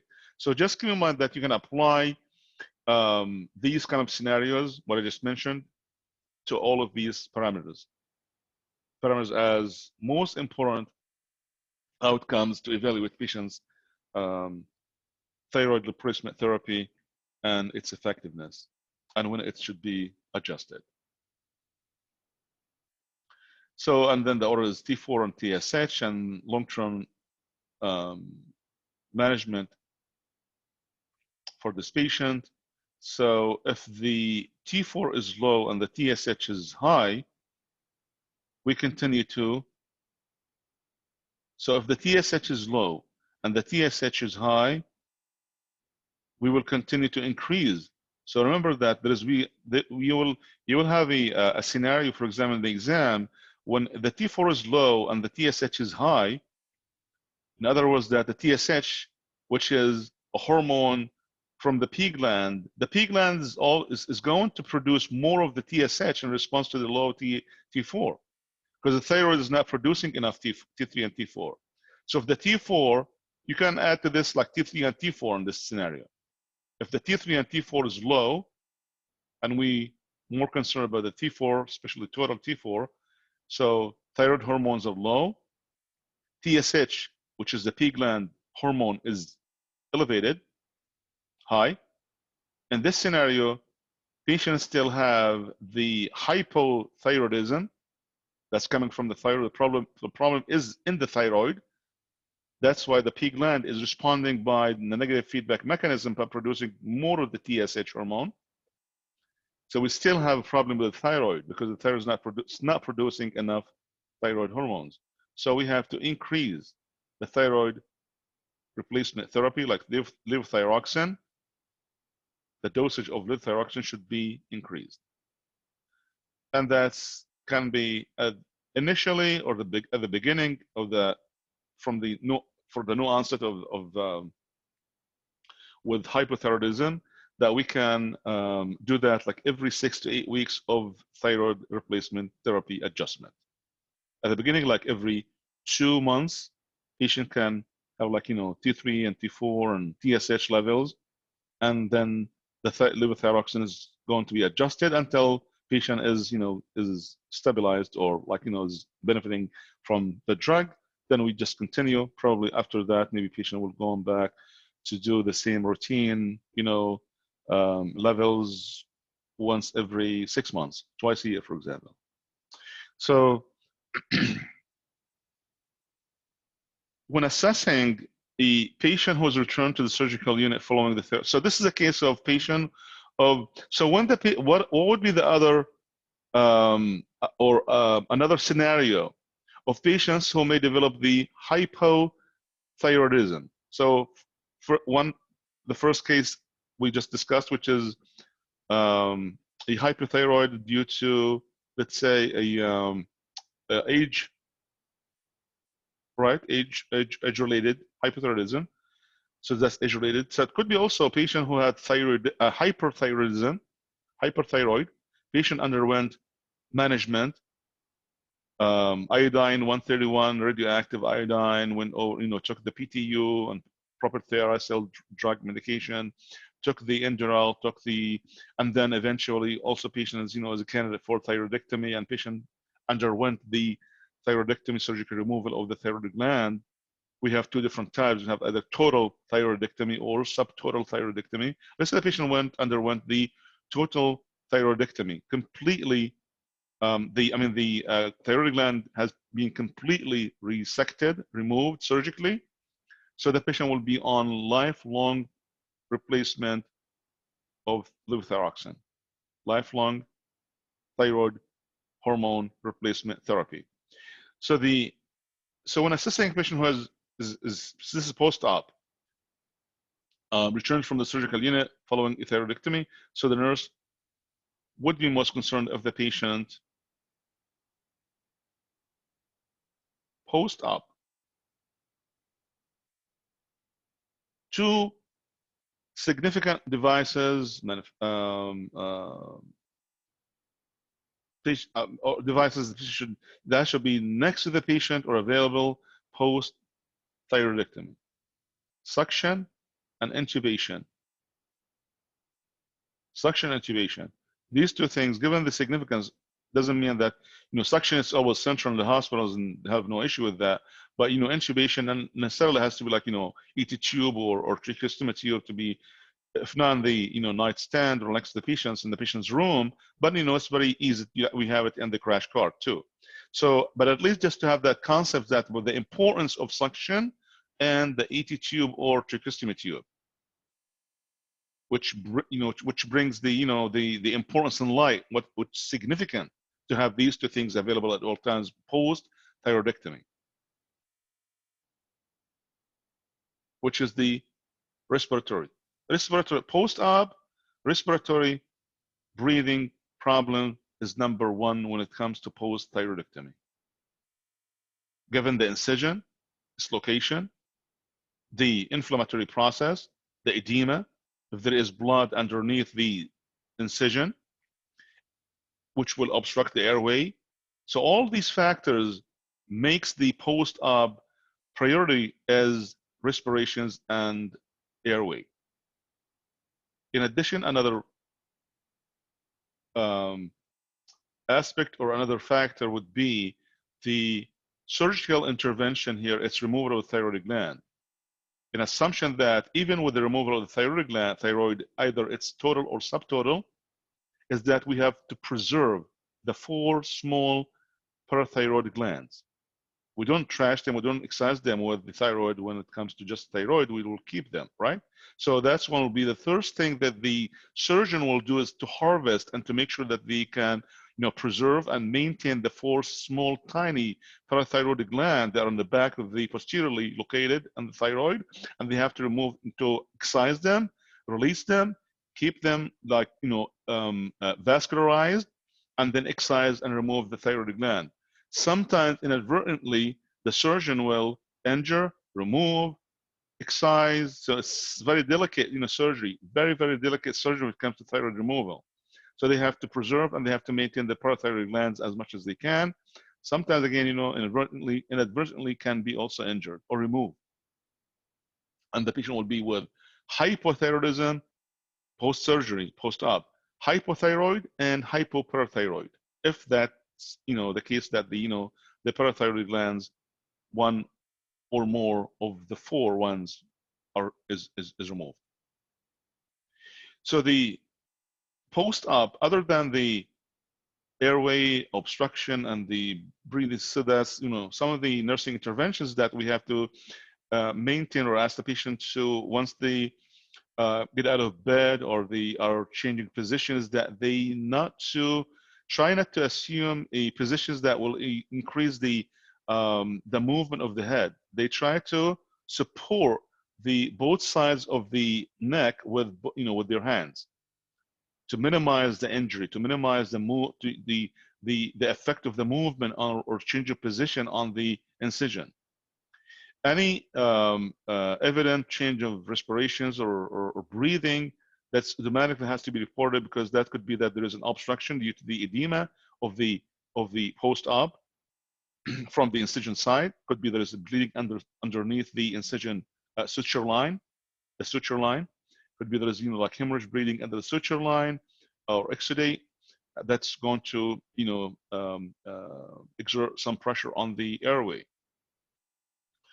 The so back to the parathyroid glands, is that all of this will be is discussed in the thyroid parathyroid PowerPoint slides with narrations. You will hear probably the same thing what I'm discussing right now. And the laryngeal nerve, and that's also one of the first interventions or assessment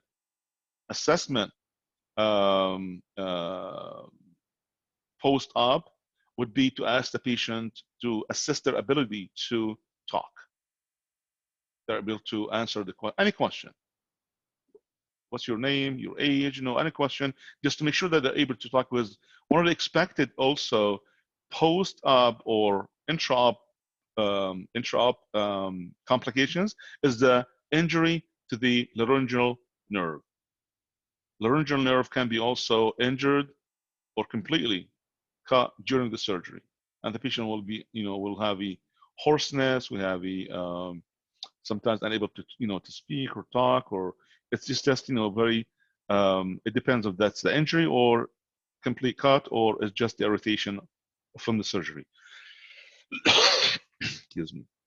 All right, so that's post-op. You will hear more about, post-op nursing care in our set of PowerPoint slides with narrations.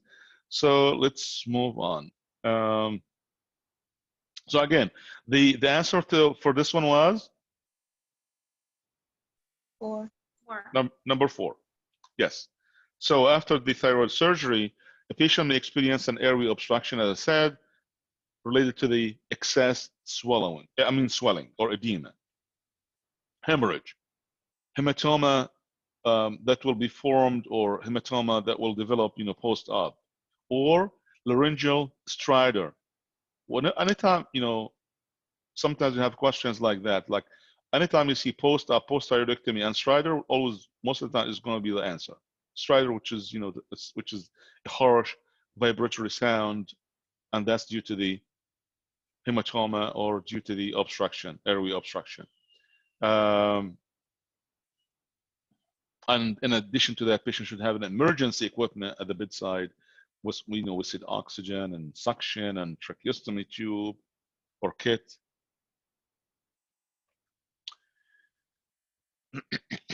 Now, patients, if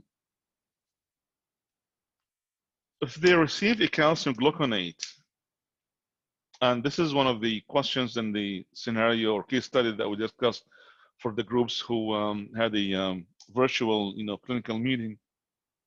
One of the scenarios with the hyperparathyroidism, that's post-op, the parathyroid gland will be removed and patient will be hypocalcemic. And is this just conceptually? I want to make sure that we understand the interventions or nursing implications while administering the calcium gluconate infusion intravenously. So what is significant? What is the most important nursing implications or comes to your mind when it comes to calcium? Because potassium, for example, one of the things is that always has to be given, never give IV, never given IV push. Should be given at certain milligrams per, an hour, like 10 milligrams an hour. Should be given in large veins, central vein, not small, tiny veins, right? So these are significant for potassium. We have similar things with calcium too here. Also, the calcium the IV calcium gluconate can irritate the blood vessels too. It can irritate the vessel walls and cause something called extravasation. Have you heard of this terminology before? Extravasation in pharmacology? Extravasation. Anyone? Extravasation, which is when there is a weakness on the blood vessel wall, and that results in, and some medications will have this as a side effect of certain medications. Potassium, one of them, calcium, another one. There are certain, like certain number of medications we should be careful with prescribing these meds and to be given. That's why we don't prescribe it and shouldn't be given in a small vein, because that's going to be very detrimental to the blood vessel wall and result in extravasation. Extravasation means the leakage of the drug exiting the blood vessel because it's small, tiny, because the drug is going to destroy the wall and cause extravasation, means like the leakage of the drug to the adjacent tissues, which is in this case would be the adipose tissue. So outside, the drug will leak outside of the blood vessel, outside of the vein. That's an extravasation. So the IV calcium gluconate can irritate the blood vessel wall, and it could result in extravasation. And when it's extravasation, the problem with that, which is the leakage of drug to the adjacent blood vessel, to outside the blood vessel, because it results in what is called necrosis and sloughing. That's the major problem with the drug. So it should be administered. That's why we have to administer in the large, central, or deep vein. Second, it should be given slowly, not to exceed 1 milliliter per minute, no higher than 1 ml per minute. That's the rate of the calcium gluconate infusion rate. Patient may experience some hotness, hot feeling of the skin or the tongue that is anticipated. If the patient complains of that, that's expected. It's not severe, but at least just to feel that hotness of the skin and the or the tongue. What about Professor, if you give? You said we give it. Yes. Sorry, you said we give it in a large vein. Yes. Deep or large vein? Yes. Central vein. Okay. Yeah. Like potassium, same thing. What about if you give the IV, the calcium gluconate higher than 1 ml, like very faster, rapidly? It could cause cardiac arrest. It can precipitate hypotension and cardiac dysrhythmias, or yes, cardiac arrest.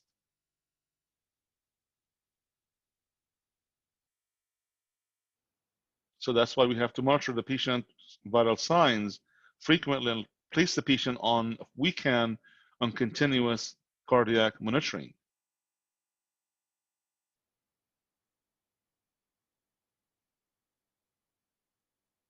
And we monitor the site, which is the IV catheter for PNC, and instruct the patient to notify us if their patient experience or feel any pain or discomfort at the injection site. Now, what about if the extravasation happens? If, let's say that, sort of emergency, you have to give it in a small vein, and extravasation happens, because the patient will experience the pain around the site, the insertion site. That is one of the signs of extravasation. There is a medication should be injected in the area and around the injection site to stop the extravasation. The drug is called Vitrase, Vitrase.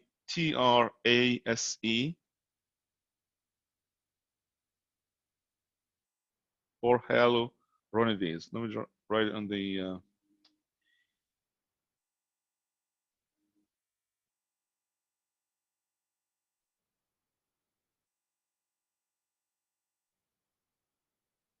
okay, I'll write on the whiteboard.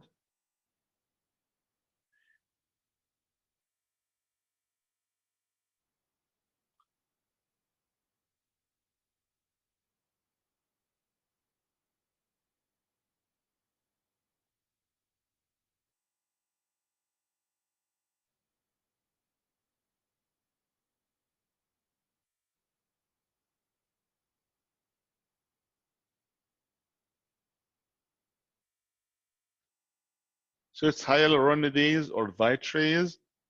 There's another brand name for it other than the Vitrase. It's called the Amphadase or Vitrase, but the generic name is hyaluronidase.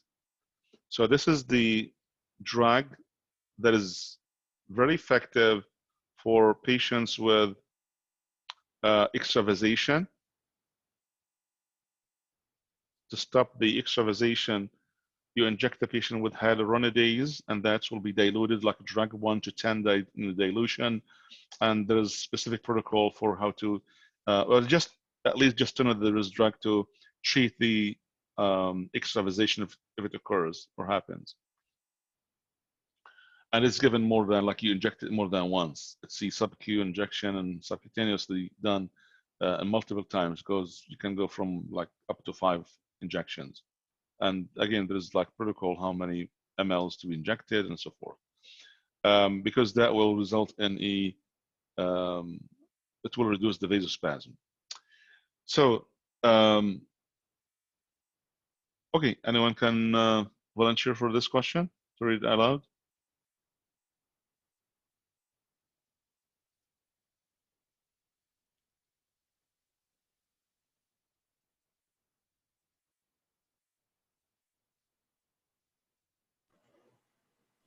I'll read it. Thank you. As part of your discharge instructions, I'll read the first part. Mrs. Ellen underwent a subtotal thyroidectomy with an inadvertent, this is why I can't read, parathyroidectomy. The patient is given supplemental calcium gluconate and recovers without further complications. You are preparing her for discharge 2 days post-operatively. As part of your discharge instructions to the patient, you, a teacher, select all that apply. So to summarize that, this is the inadvertent parathyroidectomy. So parathyroid has been removed surgically. And it's, again, we said that the thyroidectomy is done subtotal. It's not the entire thyroid. But the surgeon, again, it's not a very delicate surgery. Sometimes inevitable, like that you cannot just the given many factors or reasons why they can't, it's inevitable, but it is inadvertently done sometimes. But so the parathyroid glands removed. We don't know how much now. I mean, how many of the 4 is that 1, 2, or all of them, or 4 of them removed? But it says here parathyroidectomy. That's inadvertently done during the thyroidectomy.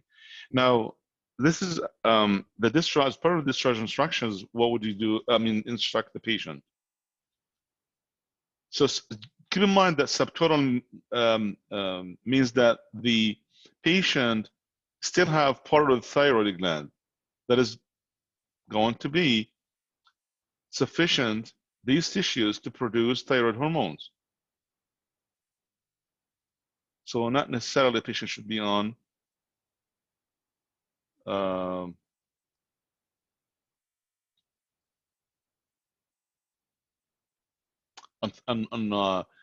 Synthroid or levothyroxine or thyroid replacement therapy. So the importance of taking thyroid replacement as prescribed. Again, this is subtotal thyroidectomy. The patient, they left part of the thyroid intact, and that piece or that part of the thyroid is sufficient to produce enough thyroid hormones. So there is no need for the thyroid hormone replacement, right? If this question was a total thyroidectomy, A will be the correct, one of the correct answers. Is this clear about the subtotal and total thyroidectomy? So total thyroidectomy, A will be okay, will be correct, because patient has to be, should be on thyroid replacement therapy. But with subtotal thyroidectomy, there is one part of the thyroid that's still there, unable to produce some thyroid hormones enough to function.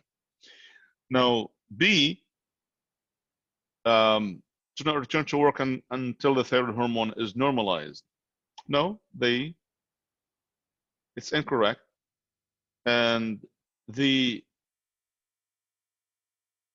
patient, can just have a normal life and go back to work. And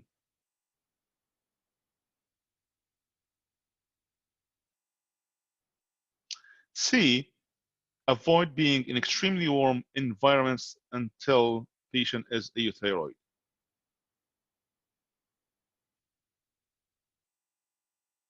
What do you think? Given this is a subtotal thyroidectomy, we have to protect that piece left over, right?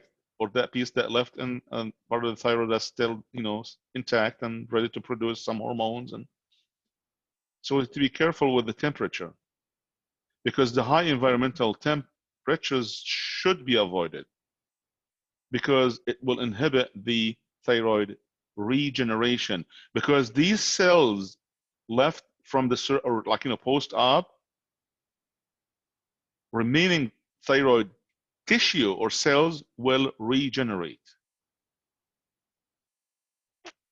So the high temperature or environmental temperature should be avoided, because it will inhibit the thyroid regeneration. So C is correct.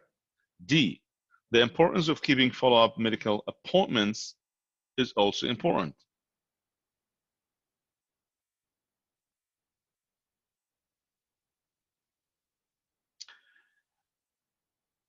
E, proper care of the incision and signs of infection to report to the prescriber. Yes. And to avoid foods containing iodine, because they increase the risk to recurrent cancer.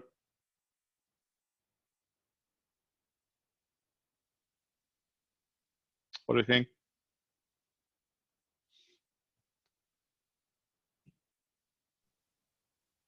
I want to say yes, but the recurrent is what's throwing me. Mm-hmm. I don't think, I don't remember her having a history of recurrent cancer. But why it said here to avoid food containing iodine from, yeah. So even before we get into the next half of the answer about the recurrent cancer and so forth, that's incorrect, absolutely incorrect, right? So the first half, even is incorrect as well. Avoid food containing iodine. Now we need iodine. Yeah, to produce. Right? Yeah, we need the iodine. So the adequate iodine is necessary to promote thyroid function, not to avoid. Seafood once or twice a week, or normal use of iodized salt. We have to educate them about the iodized salt, not to use the salt that is not iodized, for example. Seafood, once, twice a week. Use of the iodized salt is important. That to provide sufficient intake of iodine to promote the thyroid function. So if she's just had a parathyroidectomy and she's on medication to this patient will not be on because because she's not hyper. You're right. Yeah. Patient went subtotal thyroidectomy. Patient was actually she underwent this surgery because of the hyperthyroidectomy, because of Graves' disease. Now she's hypo. Now patient, no, patient is not going to be hypothyroid because patient still have the part of the thyroid gland, but over time the thyroid will regenerate. Oh. Yeah, at the moment That she is might like be. completely okay. Yeah. Patient is not hypo. Otherwise, because that's why we said A is incorrect. Because patient is not going, will not be replaced or, placed on replacement therapy, on thyroid replacement therapy, because the patients still have part of the thyroid intact and able to produce thyroid hormones. Again, we have to differentiate between subtotal thyroidectomy versus the total thyroidectomy. Total, right away, you have to put patient on thyroid replacement therapy because they don't have any thyroid hormones, any thyroid gland to produce any hormones, T3 or T4. So they have, total post-op, automatically patient will be on levothyroxine. Subtotal, no need until otherwise proven that patient's, thyroid, gland is not producing enough post-op.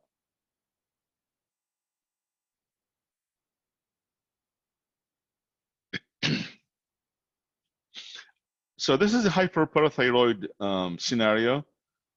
This is an emergency department, confusion, and chief complaint patient, confused, lethargic, constipated, breathing 12 breaths per minute, blood pressure is slightly elevated or borderline, pulse within range, temp is fine, history of present illness, 34 years old man is brought to the emergency department, his family, by family because of the being lethargic and lives alone and not answering the phone for several days. The father patients or his father went and get into the house, and patient was disoriented and awake only enough to say he is constipated, and so patient is extremely lethargic and has abdominal pain. So not taking any meds or no history of being on any meds, and the patient or the scenario is presenting a case of altered mental status of unclear or unknown etiology. We don't know exactly what made this patient to be or to develop this alteration of the mental status. So what would be the first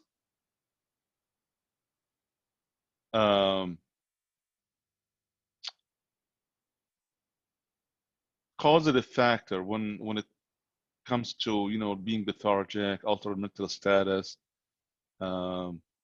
constipation? What could be this patient is taking or being on? Dehydration. Okay, so we would say dehydration. Okay, so what are other than the dehydration?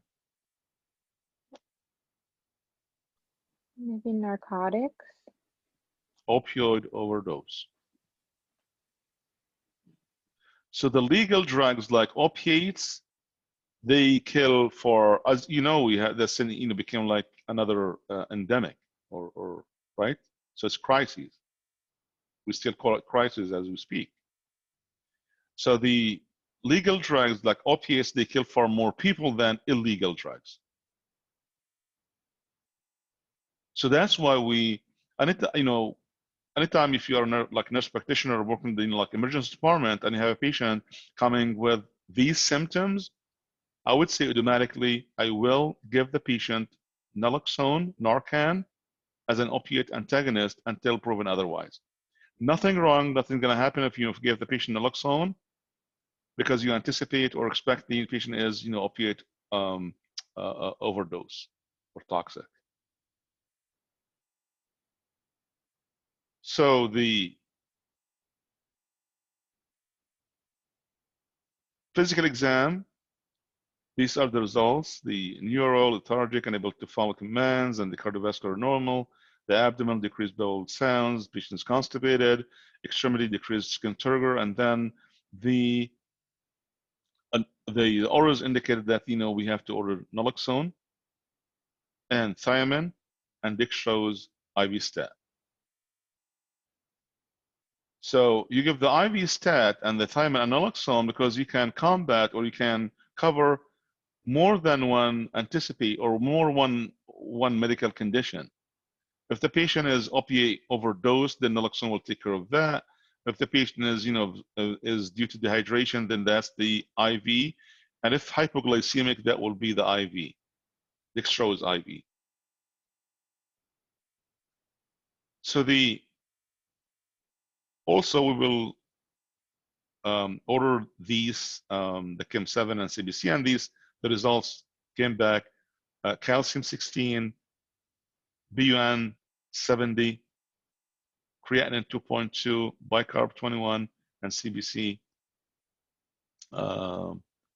transaminases, which is the liver enzymes, CT of the head, and the urine toxicology came back normal. So now the altered mental status, what is the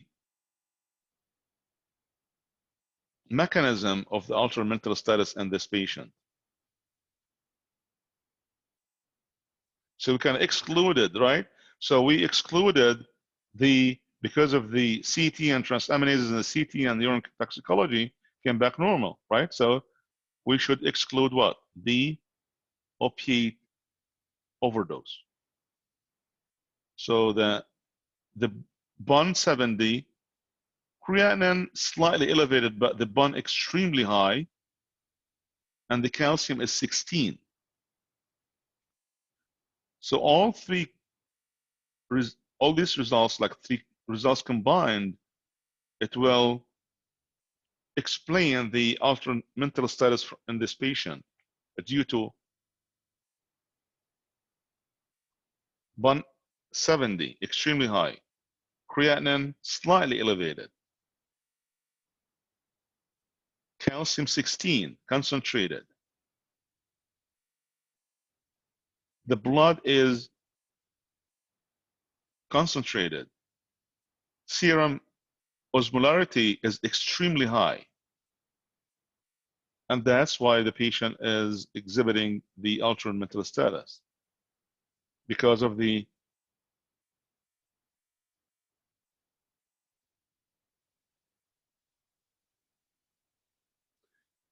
BUN 70, extremely high, calcium 16,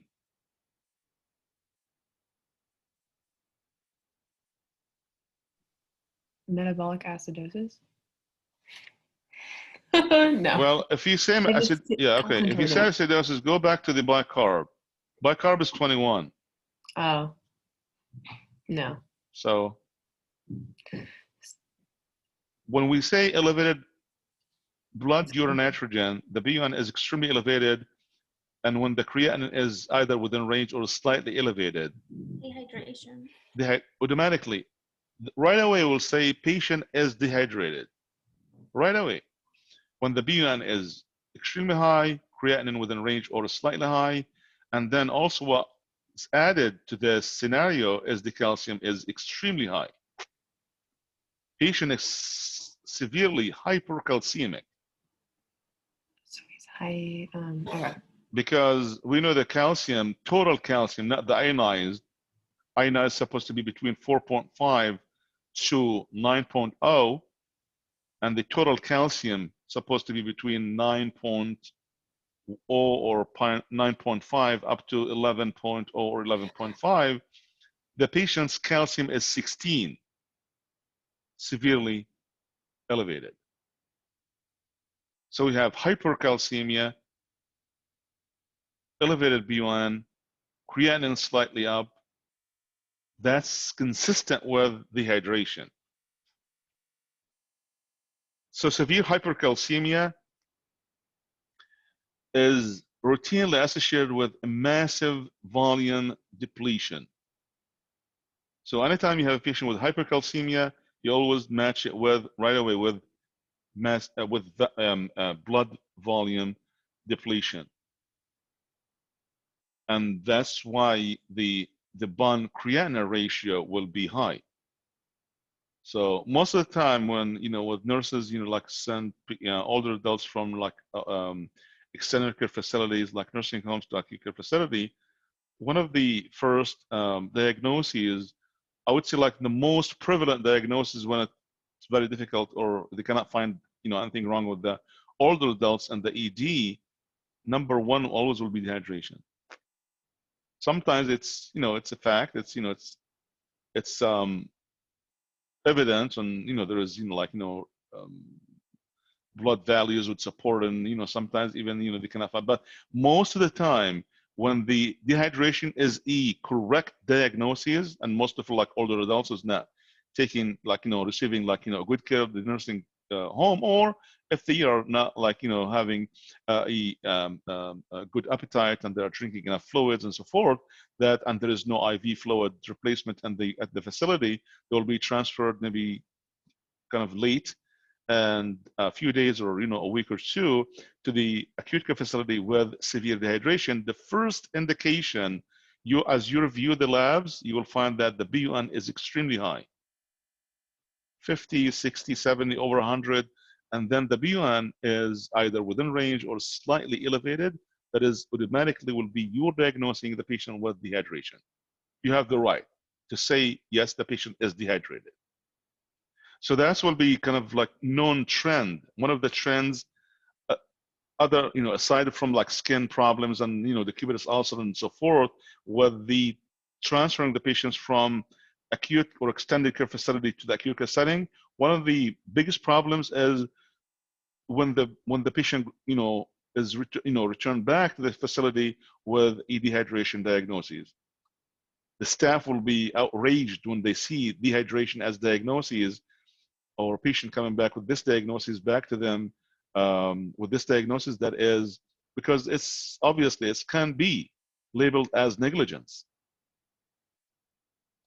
which is significant warning and or violation or citation from the surveyors, from the JCAHO, when it comes to like frequent cases being transferred to the hospital with the and being diagnosed with dehydration.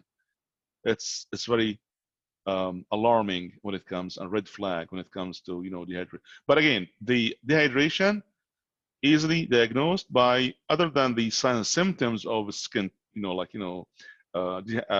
changes in turgor and the elasticity and the mucous membranes and thirsty and all of the, but also the first one of the lab values is the BUN and creatinine and the calcium. But calcium here is a different scenario. You're not expecting calcium to be elevated in all kinds of, or all patients with dehydration. But dehydration, first of all, kidney function.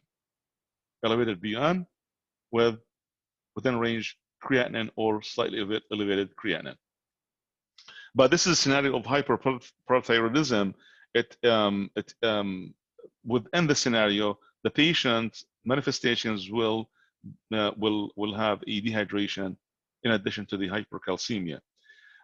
But why patients with parathyroidism will have a massive volume depletion? Because that's why the BUN creatinine ratio will be high. So the BUN is 70 and BUN is 2.2. Supposed to the ratio should be between like 1 to 20.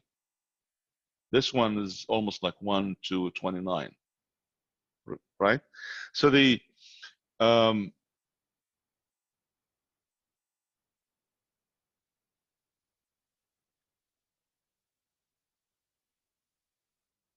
most important management.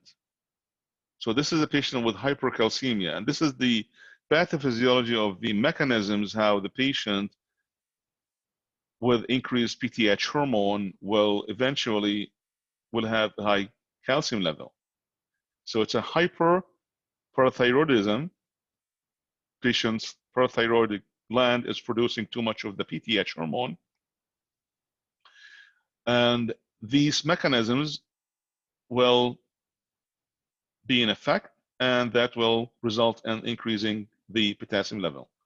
And that's where patients with hyperparathyroid will have a hypercalcemia.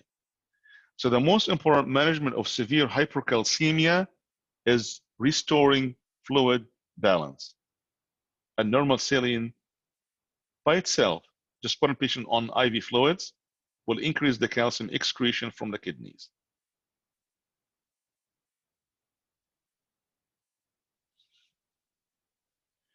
Why it's not recommended, and we always warn nurses, practitioners or prescribers, not to prescribe thiazide diuretics in hypercalcemia.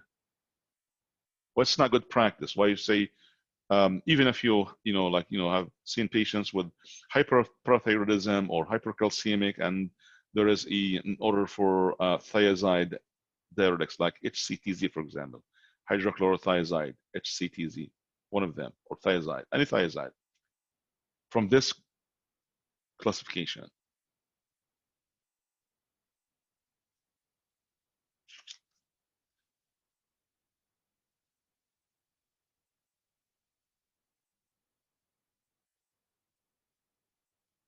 Because thiazide diuretics, they increase the calcium level.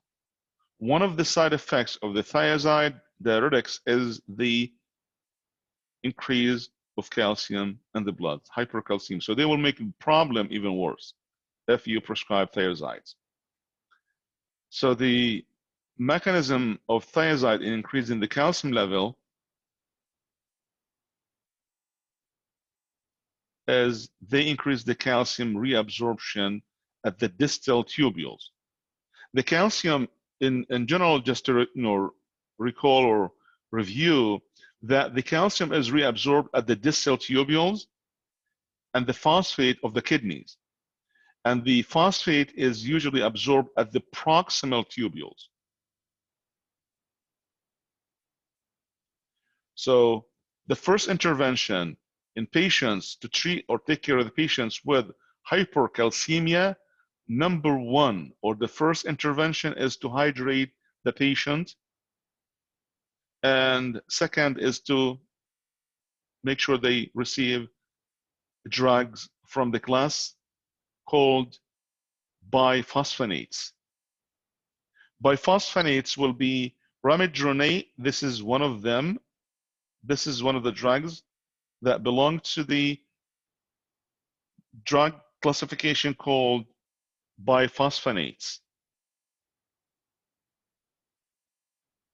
And this is one of the most recent ones. Since the 77 up to 2012, there are about 7 medications has been approved by the FDA, like the Fosamax, the Boniva, Reclast. We have Diadronil. We have too many medications. Ramidronate. Most of these drugs, the generic name, like ramidronate, end with DRONATE. The suffix, most of them, if not all of them, they have the suffix dronate. Etadronate, alendronate, like Fosamax, risdronate, like Actonel, Boniva, ibadronate, Reclast. So we have too many of about 7 have been approved by FDA, but they belong to a biphosphonate classification. What's the would be the intervention or nursing implications for all patients who take the biphosphonates? Fosamax, Boniva, Reclast, pamidronate. There are very important nursing interventions and implications to be applied anytime patient takes these medications, because these meds are taken also for patients with osteoporosis. Patients with osteoporosis will be on biphosphonates, and we have to educate the patients about biphosphonates to prevent certain complications. And usually it's given once a week. Like, for example, Fosamax, one of the most commonly used is Fosamax and Actonel. Fosamax that comes in 35 milligrams or 70 milligrams tablets taken once a week. But very important to review the nursing implications and assessment, assessment or educational, I would say educational, education to the patient who takes biphosphonates. Or would you educate them?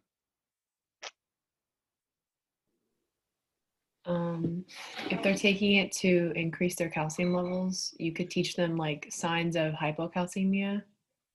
Okay. Or like being consistent with taking it, so you're not like skipping doses. So you're not. I mean, it's kind of, I don't know. Okay, yeah, about a lot of drugs. Yeah, it's about the drug itself, not the What maintenance. Yeah, not the maintenance or the effectiveness. It's about the side effects of the drug.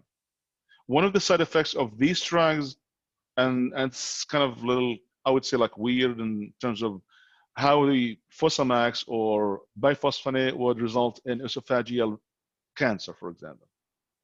Oh. They found this kind of connection, this correlation.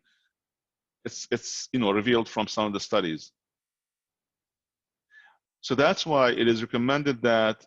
So these are the implications that are of the teaching tips to prevent the GI or esophageal cancer in response to taking these meds like a weekly basis. So the first thing is that we have to make sure that these patients understand that they should take it on empty stomach before the breakfast, early morning. Should be in upright position, sitting 90 degrees or upright or standing, but not lying position. Supine, it's not recommended. Should take at least 6 to 8 ounces of fluid or water with it. So all these are very important nursing teaching tips for the patient who take the biphosphonates, because they found some correlation between the patients who are not practicing these measures and the prevalence of the esophageal cancer due to not being adherent to these measures. So that's very important, and you can review that also in the EGI textbook, and also in the PowerPoint slides. It explains the nursing implications for the use of biphosphonates.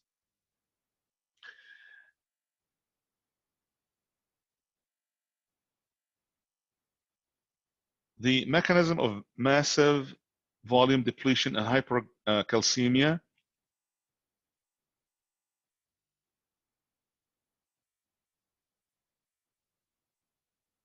It's about the ADH hormone, but the answer is that the blockage of ADH hormone affect on the collecting tubule or collecting ducts in the kidneys, which is C.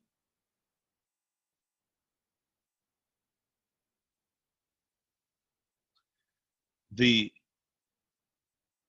hypercalcemia causes what is called the nephrogenic diabetes insipidus, same as the hypokalemia. It does the same thing. Hypercalcemia will result in nephrogenic diabetes insipidus due to that blockage of the ADH hormone or its effect on the collecting tubules in the kidneys. So the patient's calcium 14.7 and phosphorus phosphate is 1.5, and the PTH hormone is elevated. So the patient is eventually here is diagnosed with a hyperparathyroidism, and this is a primary type because the PTH hormone is elevated. And the phosphate, it's within range or it's low, right? Here it's 1.5, it's less than 2.4 because it's supposed to be that phosphate is supposed to be between 2.4 and 4.1. So 1.5 is low. So patient is hypercalcemic and hypo high hyperphosphorus or high phosphate level.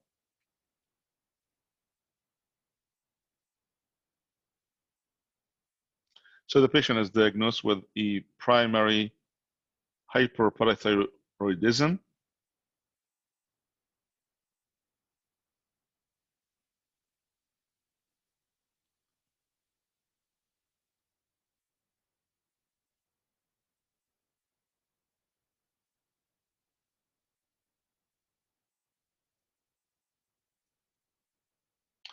So okay, so I think we will stop and